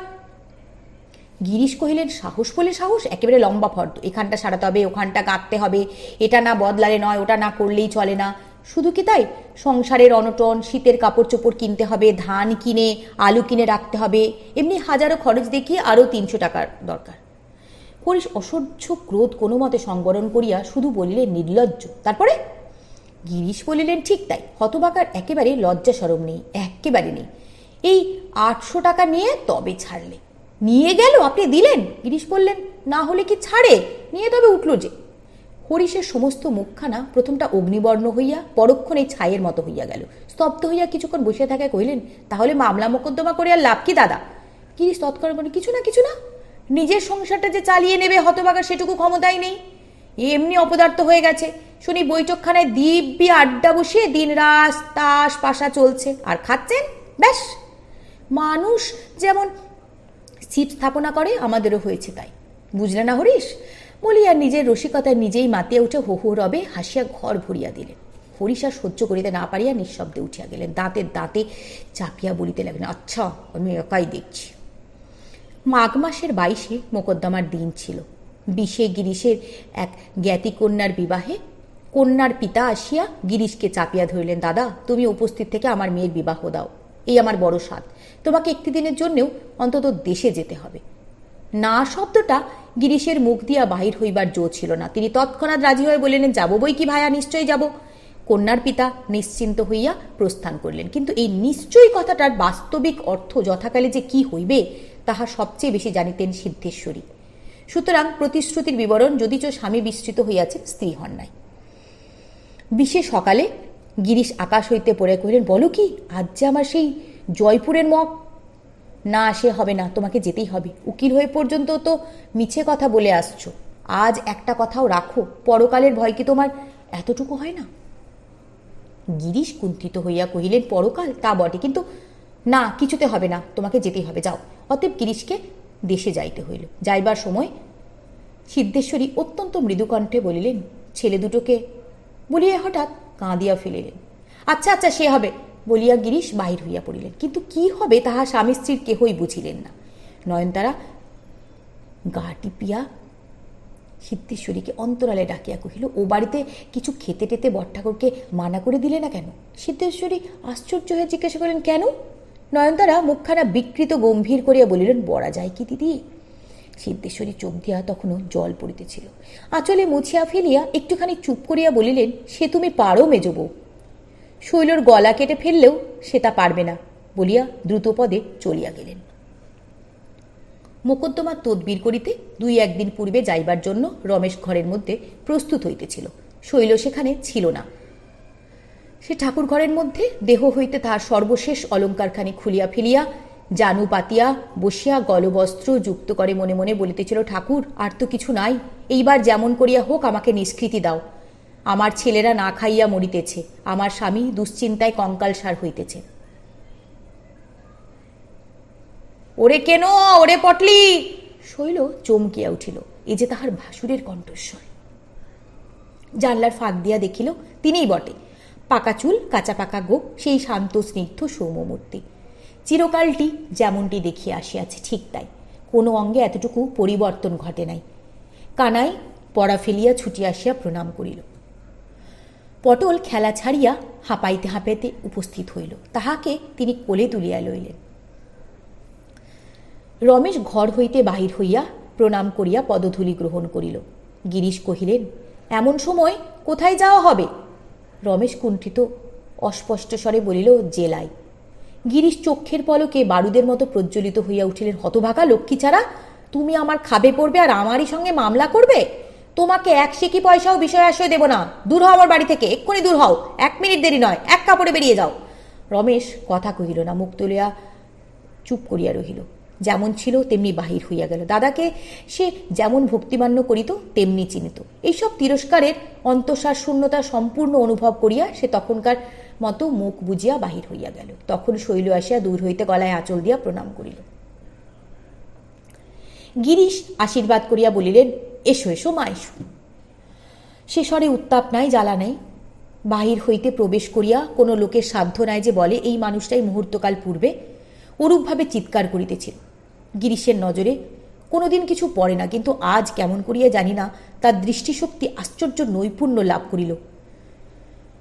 শৈলর প্রতি চাহিয়া কহিলেন, তোমার গায়ে গয়না দেখছি না কেন ছোট বৌমা? শৈল অধোমুখে স্থির রহিয়া রইল। গিরিশের কণ্ঠস্বর পুরনায় এক এক পর্দা চড়িতে লাগিল। ওই হতভাগা শুয়ার বেঁচে খেয়েছে, গয়না কার? আমার, ওকে আমি জেলে দিয়ে তবে ছাড়ব, ইত্যাদি ইত্যাদি। 22 মোকদ্দমার দিন অপরাহ্নবেলায় হরিশ মুখ কালি করিয়া হুগলির আদালত হইতে বাটি ফিরিয়া আসিতেছিল। ধরাচূড়া না ছাড়িয়া বিছানায় শুইয়া পড়িলেন। নয়নতারা কাঁদ কাঁদ হইয়া সহস্র প্রশ্ন করিতে লাগিল। খবর পাইয়া সিদ্ধেশ্বরী ছুটিয়া আসিয়া পড়িলেন। কিন্তু হরিশ সেই যে পাশ ফিরিয়া নীরব হইয়া রহিলেন, কেহই তাহার মুখ হইতে একটা জবাবও বাহির করতে পারিল না। মোকদ্দমায় যে হার হইয়াছে তাহাতে সংশয় নয়।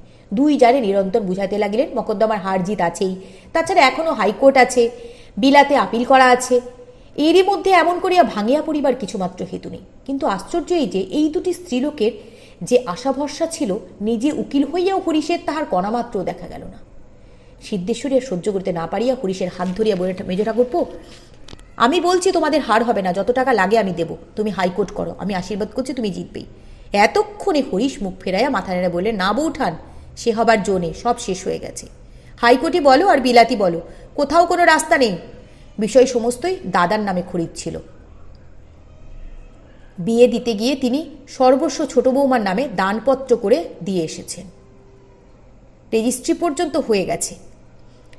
দেশের দিকে মুখ ফেরাবারও আর পথ নেই। দুই জায়ে মুখোমুখি হইয়া পাথরের মূর্তির মতো বসিয়া রহিলেন। সন্ধ্যার পর গিরিশ আদালত হইতে ফিরিয়া আসিলে যে কাণ্ড ঘটিল তাহা বর্ণনাতীত। কাণ্ডজ্ঞানীর উন্মাদ বলিয়া লাঞ্ছনা করিতে কেহ আর বাকি রাখিল না। গিরিশ কিন্তু সকলের বিরুদ্ধে ক্রমাগত বুঝাইতে লাগিলেন যে এছাড়া আর কোনো রাস্তাই ছিল না। হতভাগা নচ্ছার বোম্বেটে ছোট বৌমার গয়নাগুলো বেচিয়া খাইয়াছে, আর একটু হলেই বাড়ির ইটকাঠ পর্যন্ত বেচিয়া খাইত, দেশের বাড়ির অস্তিত্ব পর্যন্ত লুপ্ত হইয়া যাইত। তিনি সকল দিক বিবেচনা করিয়াই ভরাডুবি হইতে বংশকে নিষ্কৃতি দিয়া আসিয়াছে। শুধু সিদ্ধেশ্বরী এক ধারে স্তব্ধ হইয়া বসিয়াছিল, ভালো মন্দ কোনো কথাই এতক্ষণ বলেন নাই। সবাই চলিয়া গেলে তিনি উঠিয়া আসিয়া স্বামীর সম্মুখে দাঁড়াইলেন। চোখ দুটিতে জল তখনও টলটল করিতেছিল।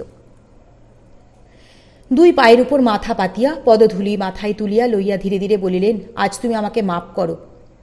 তোমাকে যার যা মুখে এলো বলে গাল দিয়ে গেল বটে, কিন্তু তুমি যে তাদের সবাইয়ের চেয়ে কত বড় সে কথা আজ যেমন আমি বুঝেছি এমন কোনো দিন নয়। গিরিশ মহা খুশি হইয়া মাথা নাড়িয়া বারংবার বলিতে লাগলেন, দেখলে বড় বউ, আমার সব দিকে নজর থাকে কিনা। রমেশ কালকের ছোড়া, সে আমার চোখে ধুলো দিয়ে আমার এত কষ্টের বিষয় নষ্ট করে দেবে।